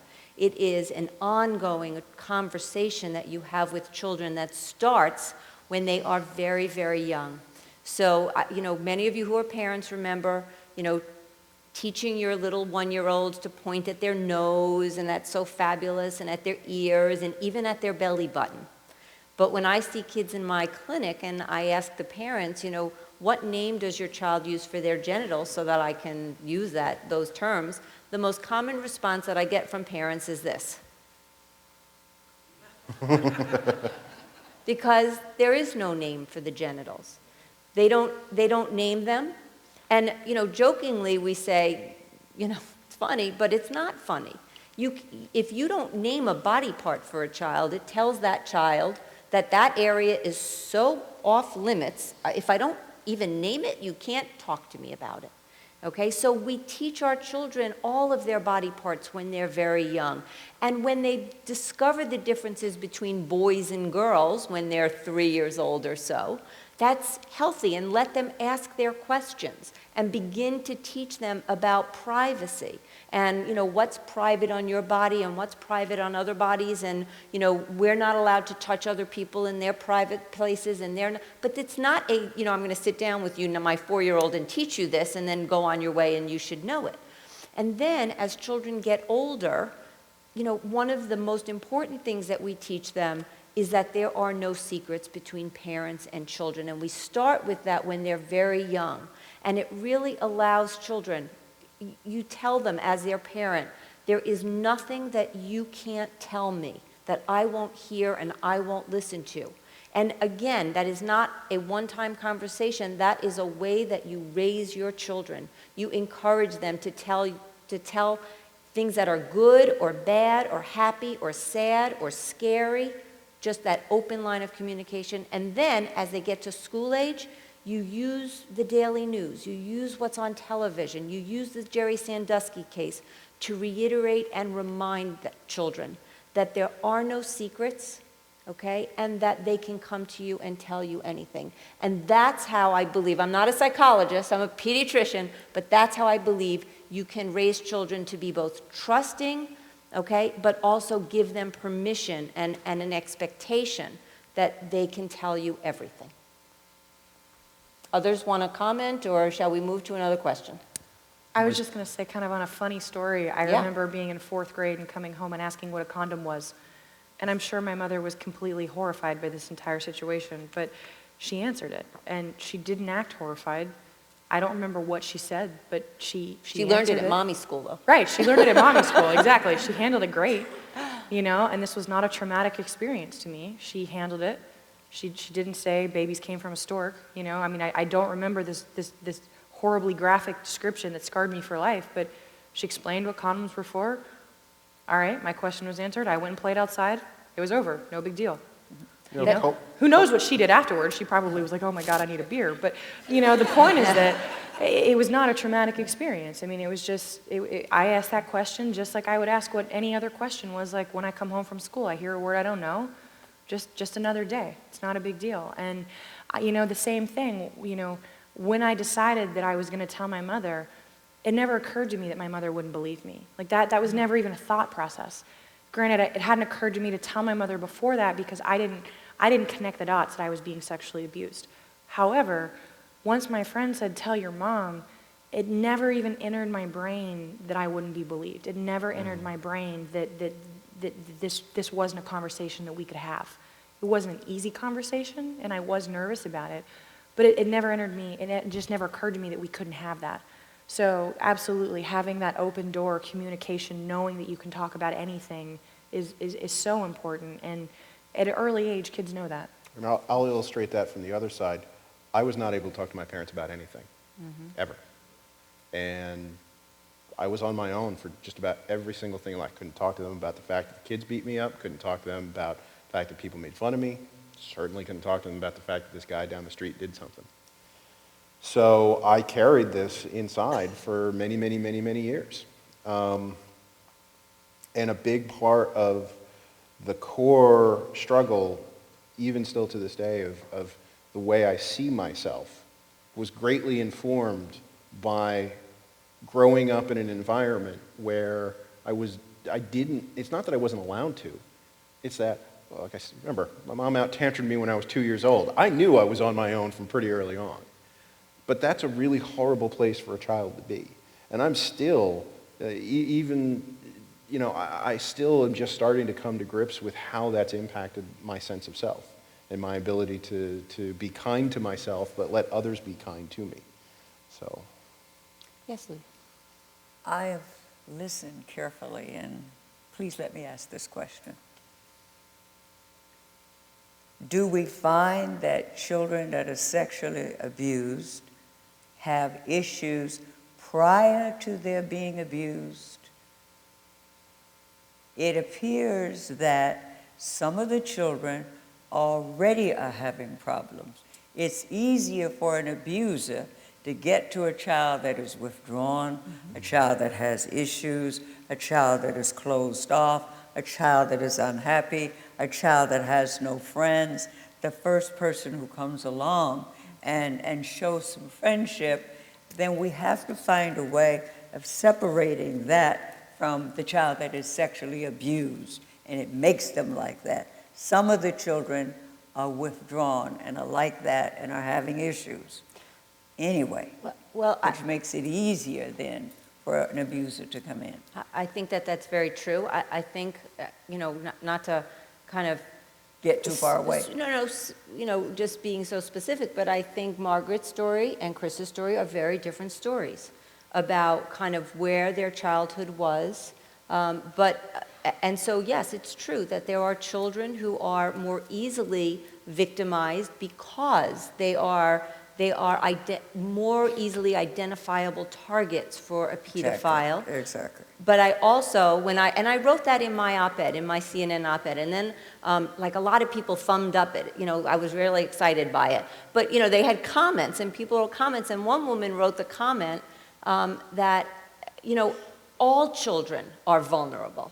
And and I went back. I said, "Oh, did I make a mistake?" And what I wrote was, in some cases, children are more vulnerable because of coming from broken homes. But and that is true. And on the other hand, I think we all have to recognize that all children are vulnerable because they are so easily manipulated and coerced by adults who are crafty, okay, and know how to get and know what they're doing. And the poor little children, the little Margarets, they don't know what these guys are doing, or women or guys are doing, okay? Okay, next question. We've made this a twofer. After being abused as a young child and now 50 years of age, I'm wondering, does the stress or anxiety ever go away? And a related question, what does it mean for each of you to make healing a daily process? Yes. It absolutely can go away. Does it go away permanently? Maybe.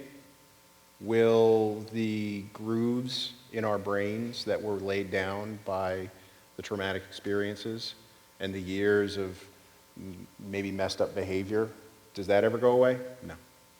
But we can lay down new grooves. We can lay down new patterns. We can develop new senses of self.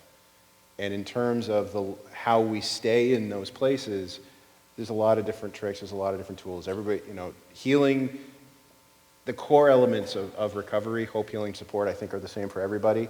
What forms that take that takes will be different. For instance, I'm a talker, I'm a chatty kind of guy. So I do talk therapy. CBT works for me. There are some people, doesn't work for them at all. They're much better with body-oriented therapies and doing yoga and being, mindfulness meditation walks. The key is finding ways to, and keeping yourself as much as you can be in the moment, being compassionate and kind to yourself, and giving yourself the support, allowing yourself to connect with those support structures to help keep you on the healing path. I would say that was awesome, and I agree with everything you said. And to elaborate on that, I remember at 11 years old, one of the hardest things that I had to deal with was the fact that, my parents did everything right. They went to the police and they filed charges, and this man was arrested, and we tried to take it to court, and it was thrown out of court because I was abused when I was from 5 years old to 7 years old, and I didn't tell anybody until I was 11, so not really a lot of evidence in that situation, and it was thrown out of court because of a lack of evidence. Well, at 11 years old, in my mind, this man did something wrong, so why is something not happening? If I'm at school and I kick somebody, they don't sit there and say, well, he didn't break his leg, so we're going to, it's fine. They say, well, you kick somebody, so you're going to get detention or suspension or, something. I mean, something happens. They don't sit there and say, well, this is the degree of what happens. So at 11 years old, I had a very black and white view of he did something wrong, and so therefore something should happen, and nothing's happening. I don't understand this. And, I just remember being so devastated and just being devastated. And I remember my mom saying to me, just one day at a time. And that sounds so cliche, and I know we hear that kind of thing all the time, but it was one day at a time, you'll be farther away from this. And right now, this happened today. And tomorrow, you'll be one day further from this. And then the day after that, you'll be 2 days further from this. And then one day, it'll be a month away. And then it'll be 2 months away. And then it'll be a year away. And you'll be a little bit further away from this every single day. And it'll get a little bit easier. And that didn't really help a whole lot in the moment, but she was right. And it does get a little bit easier the further and further away. And the reality is yeah, you're going to have hard days. Do I sit around and think about this every single day? Good Lord, no. But there are days when I cry. There are days when I think about it, and there are definitely days when I get upset and I get angry and I get all worked up and absolutely, there's definitely days when it affects me more strongly than others. But by and large, would I say that I'm quote unquote over it, or have I moved on? Absolutely. This is not something that I would say is hindering my life in a particularly negative way on a day-to-day basis. Absolutely not. Was it for a long period of my time? Absolutely. Did it come back in waves? Has it come back in waves in various points and times? Absolutely. But I think like anything in life, even if it's just going through a breakup, it kind of comes and goes, and you just have to figure out how to get through it and how to go through the next day, and it just gets a little bit further and further. And like anything, I don't think you ever honestly want to forget, because I think it helps form who you are as a person. And for better or for worse, that does help develop you. And, I try to look at it from a positive point. And again, as an athlete, I always felt like I was stronger than everybody else. I always kind of had this attitude of, I lived through something. I survived something. And at an early age, I didn't feel like a lot of people had been through that. So when I was racing at an early age and when I was competing as a young adult, I kind of always had this inner strength that I felt like, you know what, I survived something, and I don't think a lot of people up here did. So I always tried to look at that as a positive and use that as sort of this middle edge of, all right, I'm going to go swim some races now, and I'm going to try to be a better athlete because I sort of have this mental strength because I know that this thing happened. So, I think sometimes you can use it to your advantage. That's a great resilience. That's so cool. I've never thought about that, doing that like that. That's awesome. I'm stealing that. Thank you. Louise, yes. I suppose being a minister makes me look at it a little differently. I believe that everyone comes here with a purpose and a plan from above. And I really used to ask the Lord sometimes when I would drive that turnpike, and 24 years ago, it didn't look anything like this, and I didn't have a driver, but I would sweat getting to the Capitol. And I would say, Lord, you delivered me from Georgia all the way down there in Cairo, Georgia, in these hills where I have come out and become a very successful radio broadcaster. And now you have me coming to Harrisburg. I know it must be for a reason. And I never could figure what that reason was until recently, whenever all of this came alive. I say, now I know why I'm here. So I believe it happened to me for a reason. I don't think about it with pain. I think about it that happened to me one time. Nobody will ever, ever do that to me again. It has made me stronger. It has made me want to fight for whatever I want in life. Nothing will stop me from getting it. So I'm a better person. And when I look back, I don't look back with sadness. I look back sadness for him because he ended up losing my mom. He ended up becoming an alcoholic. He ended up with his children loving him but not respecting him. So he was a loser in that deal, not me. His actions made me stronger. I probably, if I were still alive, would be in Cairo, Georgia someplace, working, trying to make it. But in the meantime, here I be. Thank God for whatever happened to me. It made me what I am. I don't really have regrets about it. So I think what I would say to whoever that was who kind of asked that question, I would reach out to somebody, a therapist or somebody that you could talk to that could help you, maybe decrease the anxiety, kind of understand your trauma and kind of get you to a place where it makes you stronger and not in so much pain. Let me, real quick, I'll give an illustration of what my actual healing looks like on a daily basis. Do I meditate? No. Do I exercise as much as I should? No.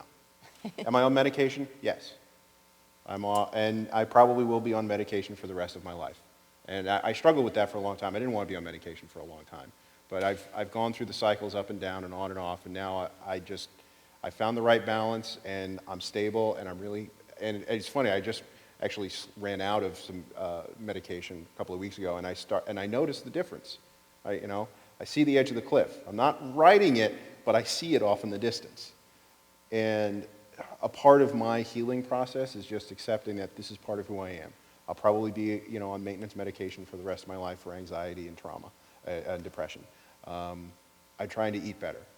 The other thing that I always remind myself to try and do is breathe. That's why I did the breathing exercise before. It's just breathing on a daily basis and slowing down our breathing is oftentimes a really simple, easy thing that we can do. So. Wonderful. Question? Yes, this is one that I imagine quite a few people in the audience might have thought of. What do I do if I suspect someone of child sexual abuse? Let me just talk about it from kind of the way our society handles child sexual abuse. And there are so many different ways that you can kind of answer that question. It almost, in part, you can say it's asking about confrontation or kind of a little bit more globally, how do we respond? But one of the things that I want everybody to know is that if you have reason to suspect that a child that you are familiar with, that you know, that you come in contact with, is a victim of child sexual abuse or any kind of sexual abuse, that this state has a mechanism to have that investigated. Now, nobody is going to make a promise to you about how well that's going to be investigated, although I can tell you that we have made great strides over the last 20 or 30 years in how we respond and investigate to allegations or concerns of child sexual abuse in Pennsylvania and around the country. I'll let Margaret talk a little bit about that because I think that's one of the things she does want to talk about. But I'm a mandated reporter. The laws in the state of Pennsylvania say that because I'm a physician who takes care of children, if I come across a case of suspected abuse, I am mandated by law, and I can be held accountable if I don't make a report. Okay? You are not all mandated reporters, but any of you, all of you, can always pick up a phone and make a report that you are concerned that somebody is victimizing children or that a child is a victim of sexual abuse. And we have much improved systems to investigate those allegations and those concerns and those crimes. So why don't I ask Margaret to talk a little bit about the Child Advocacy Center kind of model, because we do have child advocacy centers here in Pennsylvania, and it's a incredibly good and improved model for investigation. Would you mind? No, not at all. Great. So my background was obviously at 11 years old, my parents go to the police, no idea what to do, and the police directed my parents to the National Children's Advocacy Center, which is based in Huntsville, Alabama, which is where I'm from. And I agree with you. I believe that people kind of have, you know, a purpose and a reason, and I don't think it's by chance that I happen to be from Huntsville, Alabama, which is where the first advocacy center ever got started in 1985. And essentially what they do is they kind of have all the people that you need to deal with this horrible situation kind of under one roof. Like I said, unfortunately, mommy school doesn't really cover what you're supposed to do when your child is abused. So, all right, this terrible thing's happened. I don't know what to do. So you go to an advocacy center. There are 900 CACs across the country and a couple overseas, so we got a couple around the world. And essentially you show up, they work directly with the DA's office if that's the route you decide to go. They have detectives that will work directly with you on your case. They have forensic personnel that will give you a rape kit if necessary, or a physical examination, depending on whatever the medical treatment is needed. They have children's psychologists that can talk it with and work directly with the child as well as with the parents, because again, this is something that affects an entire family. You know, I would have my meeting with my psychologist, and then I know, you know, my mom would have a meeting because, you know, I was 11 years old, and then all of a sudden my mom is going, okay, I gotta go home with this 11-year-old, and what in the world am I supposed to do as a parent with her? I mean, do we act like this didn't happen? Are we supposed to, am I supposed to treat her with, you know, with kid gloves? Like, what do I do? So, I mean, there were definitely therapy sessions going on for the whole household on what do we do with this? You know, and then you're just dealing with your basic forensic interview. You go in, and the whole model was based around the child only needs to tell their story once. You know, back in the day, a child comes forward, they tell their story, and they're telling it to 25 people or 10 different people, or they're telling their story over and over again. And, you know, as the story goes, in Huntsville, Congressman Bud Kramer at the time was the local DA, and he had a sex abuse victim that was talking to him and said, you know, I've told my story to the police and to all these different people. Don't you guys talk to each other? And apparently the answer was no, they didn't. So he set up the first ever advocacy center, and at the time when I went through, they just had an audio recording and they would tape the session.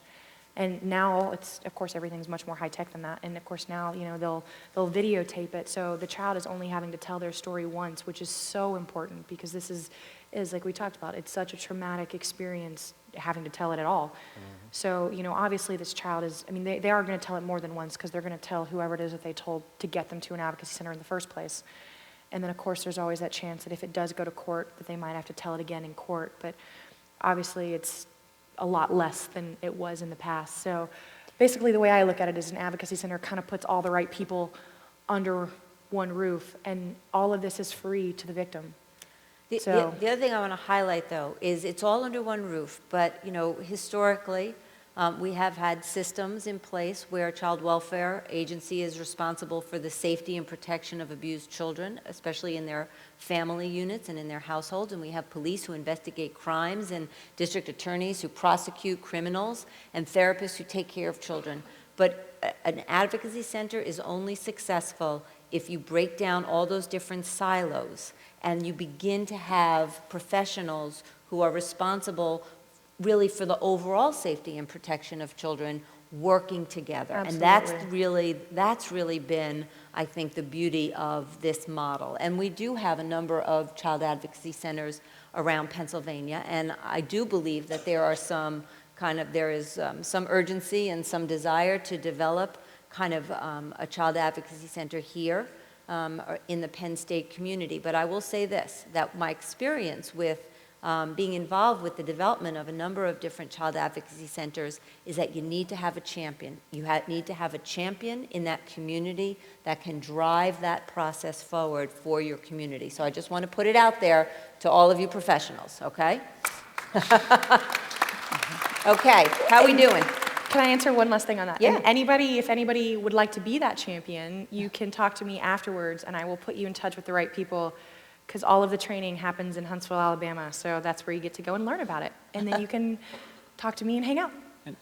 And if I may, I would add that in Center County here, we have had a multidisciplinary team that has worked to work in an integrated way for many, many years without a center per se. For the past 10 months, we have had a committee that has been working under the leadership of Judge Brad Lunsford and the DA's office, Stacy Parks Miller, and several child psychologists, myself and Pam McCluskey. And we have, in fact, established an initial board for a Center County CAC, and we are actively in the process of doing so now. That's fabulous. Congratulations.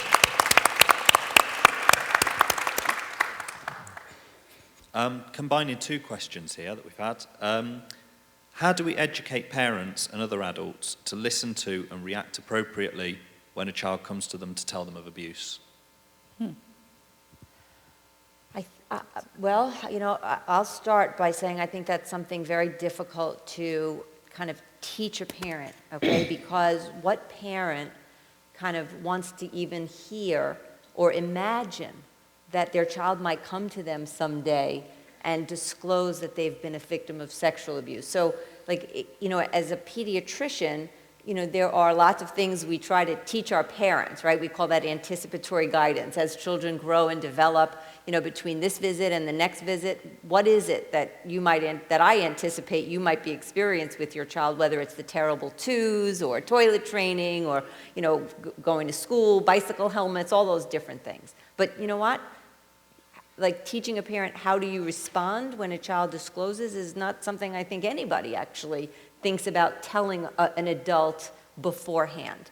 So let me take the opportunity to tell all of you, and you can share it with your friends, okay? You know, I think that the natural instinct in that any of us probably we would have palpitations, our heart would start racing, our stomach would turn over, we might get pale, we might be nauseated and want to throw up if our child disclosed something like that to us, okay? And as adults in a nice auditorium, I think it's easy for us to recognize that that wouldn't be a very effective approach if your child came to you and disclosed something. So what we like to say, you know, even when children have disclosed a little and we know that there may be more, that we tell parents that the most important thing that they do is to listen to their child, to really try not to be too over-emotional. And trust me, I see many very emotional parents in my practice. You know, and that is hard for the child, because if the child sees the mother crying and kind of losing it, then they're going to bring it back in because they don't want their parent to be upset like that. So you have to encourage parents to be calm, to listen, and to support their children. And try not to investigate, okay? Do not ask 1,001 questions. Let other people ask the questions. Okay, don't, you know, sometimes it can taint what a child has to say if you're giving them, you know, investigative questions over and over and over and over and over again. And that would be like, I can imagine that that's what a parent would almost like need to do for themselves, but it's not the best thing to do for their child. So listen, be supportive, and again, reiterate to a child that it is not their fault and that you are very proud and happy that they disclose this to you. That's what I think I would teach them. Just expounding on that a little bit, Cindy, I would say, I really think eventually it's going to have to be education. I do think that there's a great need for us to start educating our children in a very, very early age about sex and especially about sexual violence. And I think in educating our children, we possibly can put through a program, and the state should be responsible. I'll argue that point too. We should be able to put through a program where parents can have access to the information the school is giving to the children. It's education that they need as well as being able to talk to parents. If they're not educated and don't know what is happening and happen to come from a home where it might be taboo, they might not be able to discuss that with mom. But if they've had some training on it, mom also has had some of the material, they might be able to put a handle on this better. It's bigger than any of us can imagine. In every walk of life, in every school district, no matter where you might live, some of the most elite school districts, they have trouble with child sexual experiences. And so we've got to get that knowledge on a level where they can understand. We have a curriculum for Margaret's mommy and daddy school. Yes. The beginnings of a curriculum. Thank you, Louise. Have any of you ever confronted your abuser, either in person or by phone or by letter? Before I answer that, I just want to make a vocabulary note, and this is something that a couple of people have said. It is not our abuser. It's not your abuser. It's not my abuser. It is the person who perpetrated against me, the person who abused against me. You do not own the abuse that was done to you. And it's something we often find ourselves saying. Now, in my case, no. Like I said, I don't even remember the guy's name. And I don't feel a need to go digging around and rooting for that. For me, the abuse, my concern is healing. I was going to make this point before. In my mind, there's a huge difference between the pursuit of justice and the pursuit of healing. Our justice system is not geared to support healing. It's not supposed to. We can have a long discussion about whether it should or shouldn't, but the fact is it's not. I can tell you, I was sitting in the courtroom during the Sandusky trial, and I watched what those guys went through. They were re-traumatized and re-victimized on the stand. It's really difficult to sit through and watch. But that's what our justice system requires sometimes. And it's important to make a point that the healing process, there are millions and millions and millions of people who, because of statute of limitation problems or because of lack of evidence, will never be able to hold their perpetrators accountable in a court of law. And that does not stop them from being able to do the work of healing. I'm so sorry. Oh, no, I was going to say, I'm in much the same situation. I have never spoken to my abuser or seen my abuser since they moved when I was 11. And kind of in that same vein of healing, you know, my parents took the approach that this is not about revenge. This is about taking an 11-year-old girl and making her a normal 11-year-old girl again. And so, you know, I'm sure my parents had thoughts of hunting this man down and doing terrible things to him, but they had their hands full trying to make me not terrified to stay home alone again, which I was. And, you know, my mom would go for a walk to walk the dog for 5 minutes, and I would be just so terrified to stay in this house alone by myself for 5 minutes or 10 minutes. And you know, and so I think my parents just had their hands full just dealing with that. So the focus was never about him. It was always about me, which is what it should have been. So you know, the answer is no. And frankly, I don't know at this point, 20 years later, if I would even recognize this man if I saw him. And the reality is he's not important. I don't care about him. And yeah, no, it's not about him or any other abuser. It's about the victim and them getting the peace that they need and the healing and the help that they need. Up top. I confronted my abuser every single day because I lived in the house with him. But I was always smart enough, even as a young child, to surround myself by some of my sisters, some of my brothers, so he never had an opportunity to get me alone. Finally, when he did, the time I wrote and said, put that ticket or the money for the ticket in the letter, send it to my aunt, he had confronted me again out in the garden, away from everyone. I stood up to him. It was possibly 12, 13, 14. It was about 14 years, 2 years later. I was about 14, 15. And I said to him, you will never do to me again what you have already done to me. And that's when he said, I'll tell your mother if you tell her the times that you did, which was only one time. I said, I was a child. I didn't know what I was doing. You should be ashamed of yourself. You're a grown man. You will never do that to me again. Don't we wish all children can stand up like that? I wish they could. I wish they could, but they can't. Okay, I wish they all could. I wish they were all so strong and not, again, so scared sometimes, sometimes so loyal, remember? Like, it's loving. and loving, and it's very difficult for children, but I commend you. I think that's fabulous. Took years. Now. Yeah. It took some time. That's great.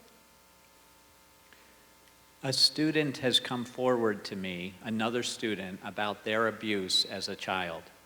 What is the best course of action, especially if the victim does not wish to report?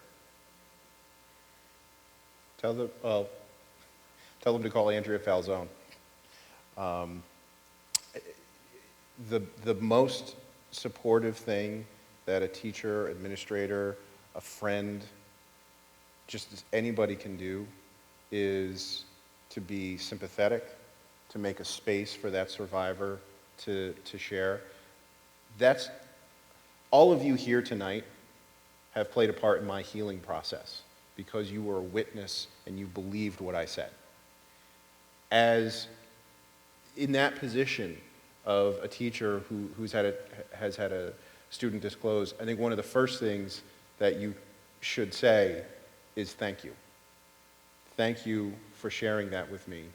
I honor your courage, and I honor your strength, and I honor that you are willing to share that with me. The next step is to encourage that person to find somebody to share it with who can help them begin their healing process in a better way. And that doesn't necessarily mean that this person has to disclose. This doesn't necessarily mean this person has to confront, but they have to find support as quickly as they can. And if it's a student here on campus, I cannot say enough kind, nice, wonderful things about the CAP staff and Dennis Heitzman and Andrea and what everybody there has been doing. They're doing some really, really fantastic work. So the counseling and psychological services staff here really have some great resources.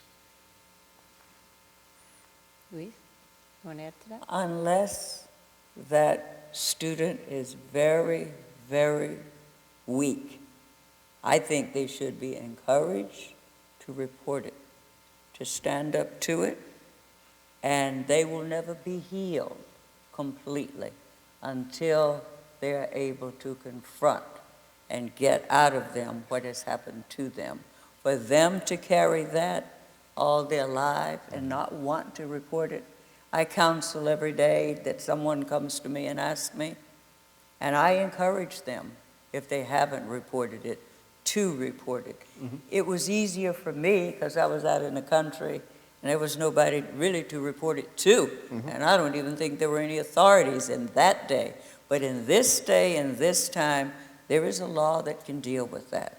I think it should be reported, and I think they should pay the penalty for what they have done, and I think the child should get as much healing help as possible.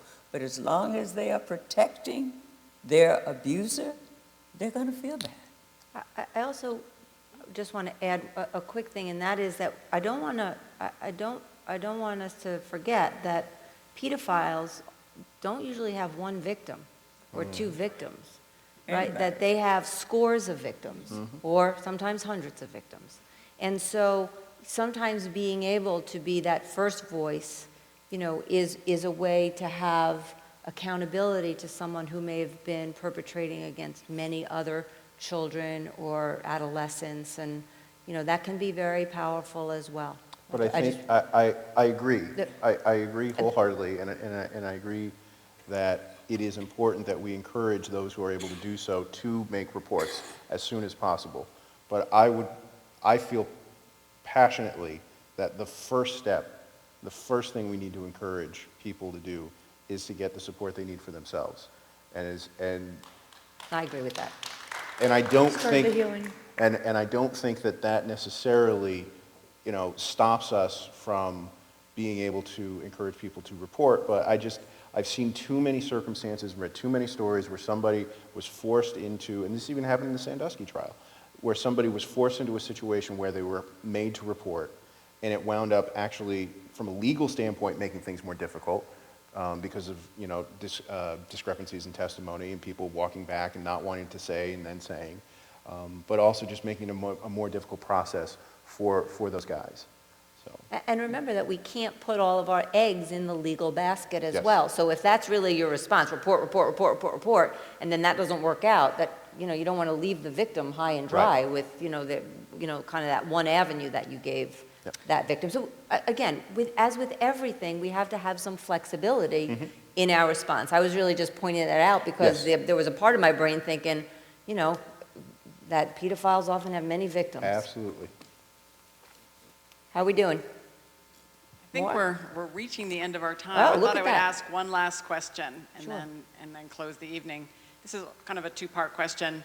In Pennsylvania, since there are certain classes of people that are mandated reporters and not everybody is a mandated reporter, part one of the question is, do you think people have a moral obligation to report suspected abuse?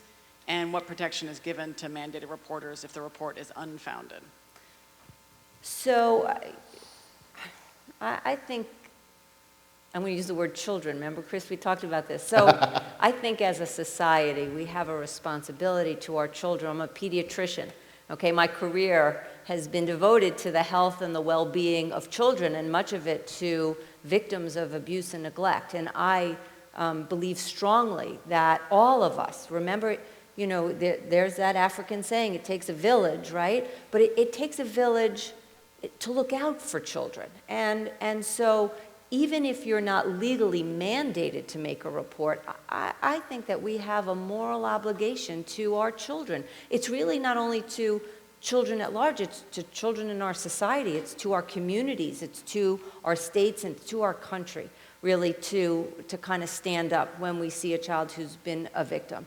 And then really less important to me is that for those of us who are mandated reporters, our laws in Pennsylvania and in every state protect mandated reporters, that if you do your job in good faith, okay, and most of us do our job in good faith, if we make a report and it's discovered that it's not child abuse, it is an accidental trauma, or it was a misunderstanding, or you don't have, that you are protected. The laws protect you so that people can't come back and sue you and try to defame you and throw you off the medical board and you lose your license. Because if you're doing your job in good faith and you're only reporting those situations that you really are concerned are child abuse, that's what our society asks of us. So our society also protects us. So you know what, I think, I can't imagine how wonderful this night has been. I've been inspired, actually. I've been honored to be up here with my fellow panelists. It's been an honor for me to moderate this, and I can't thank all of you enough for really coming out on a probably rainy Sunday evening, for being here with us and for participating in this conference. And I want each of you to say your thanks. Chris, we'll start with you. Again, thank you all so much for being here. This is a part of beginning to support the healing agenda that is very much needed by all survivors, but quite especially here in State College, in Happy Valley. Everybody here is under a microscope, and the focus is going to be here for a long time. So I want to, the last thing I want to say, I want to kind of try and leave everybody with a really palpable image to walk out of here with. I want to invite everybody just to look around the room for a second. Look at all the empty seats in this auditorium. There are approximately 2,500 seats in this house. There are about 40,000 students enrolled in the State College campus, give or take. Is that about right? Yep. About 40,000? So, given the statistics, we know roughly 10,000 survivors are in the student body at Penn State. That's 4 of these theaters filled with survivors. And when we think about what we need to be doing as a community to support them, think about that image. Think about filling this auditorium 4 times with people who need support. And that doesn't mean we have to go out and we have to embrace them, but there's some very, very simple, easy things we can do. We can encourage people to talk about it. When we hear people making stupid jokes, and there's a lot of stupid jokes, You don't have to tell somebody they're being dumb. You don't have to just say that's not acceptable. Think about how powerful we as a community can be if we turn our attention towards this instead of away from it. And I really hope that tonight is the start of that process. So thank you all for being here.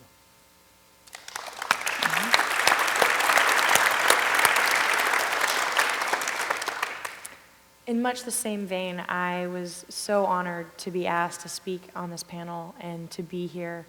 And thank you guys so much for coming. I know one of the biggest things when I first kind of went public with my story after the Olympics in 2008, I had this fear that nobody was going to care. And I had this feeling that, this fear that nobody was going to want to hear my story and that nobody, you know, just basically nobody was going to care. And what right did I have to talk about it? And certainly what right did I have to talk about it in a public setting? So every time I give a speech, every time there's at least one person in the audience that wants to hear anything that I have to say, I'm so honored and I'm so touched by that. So thank you guys so much. And like I said, thank you for being here and for caring about the subject matter. It is important. And it's a part of my healing process every time that I think that I can help somebody out there and hopefully educate somebody out there, because every single person that learns any little tiny tidbit or can walk out of here and have anything is you guys are all going to educate the people that you talk about this to, you know, that you talk about it with. And you guys are going to be helping the community as well. And just like we talked about with grooming earlier, the whole community is affected. So it's a healing process for the entire community as well. So you guys are making a step in the right direction with this. So thank you for being here. Let me take this opportunity to thank those who have all sat on the panel with me tonight, and to thank Penn State because they are sensitive. This is my second opportunity to have a chance to really commune with Penn State and to talk to them about where they want to go with this issue. And they are looking as hard as we are for ways to heal and to help heal not only this community, but the entire community. And let me close by saying this isn't something new. We've just found out about it here, but this has gone on for generations. Child sexual abuse, and I had to make the House put sexual before it because they kept wanting to say child abuse. I said, no, we're not discussing child abuse. We're discussing child sexual abuse, and there is a difference.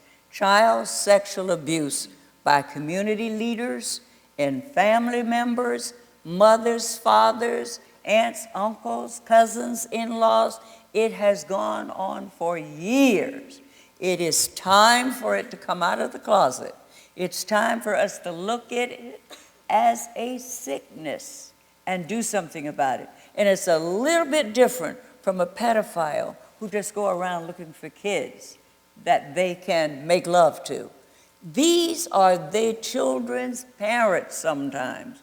Sometimes mothers is aware that her husband is abusing her daughters and now even her sons, because some of them has told me as I counsel. One young lady said when she came out of the bathroom, cleaning herself up, horrified because this monster had attacked her, she opened the closet door, the linen door, to get something out of the closet, found her mother bent down, hiding under the shelf. She had heard everything.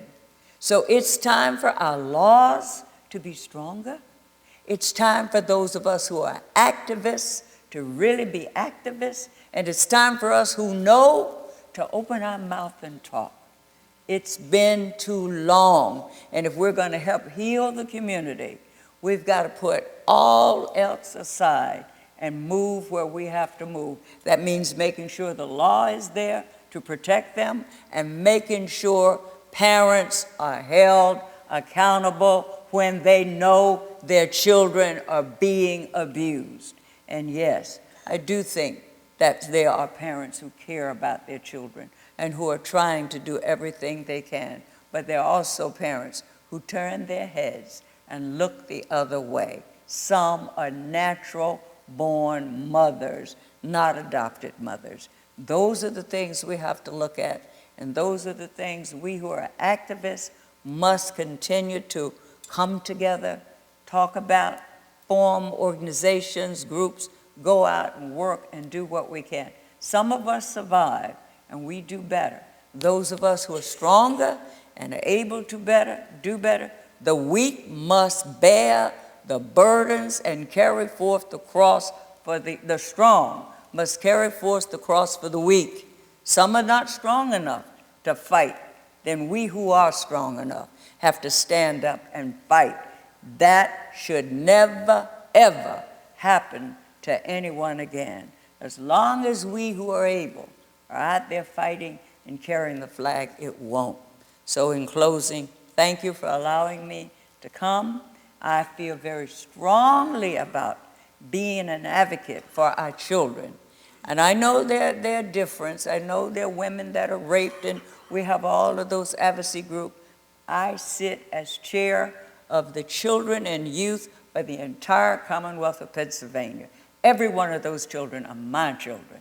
And I'm there to see to it that they are protected, that the law is in place, and the law does what it is supposed to do. So anytime I can bond with this kind of group to give me the support I need to go back to the House of Representatives and fight, I thank you that I'm here to do it. Thank you for coming, and God bless you. We got a long fight ahead, but I'm not tired. Thank you all very much.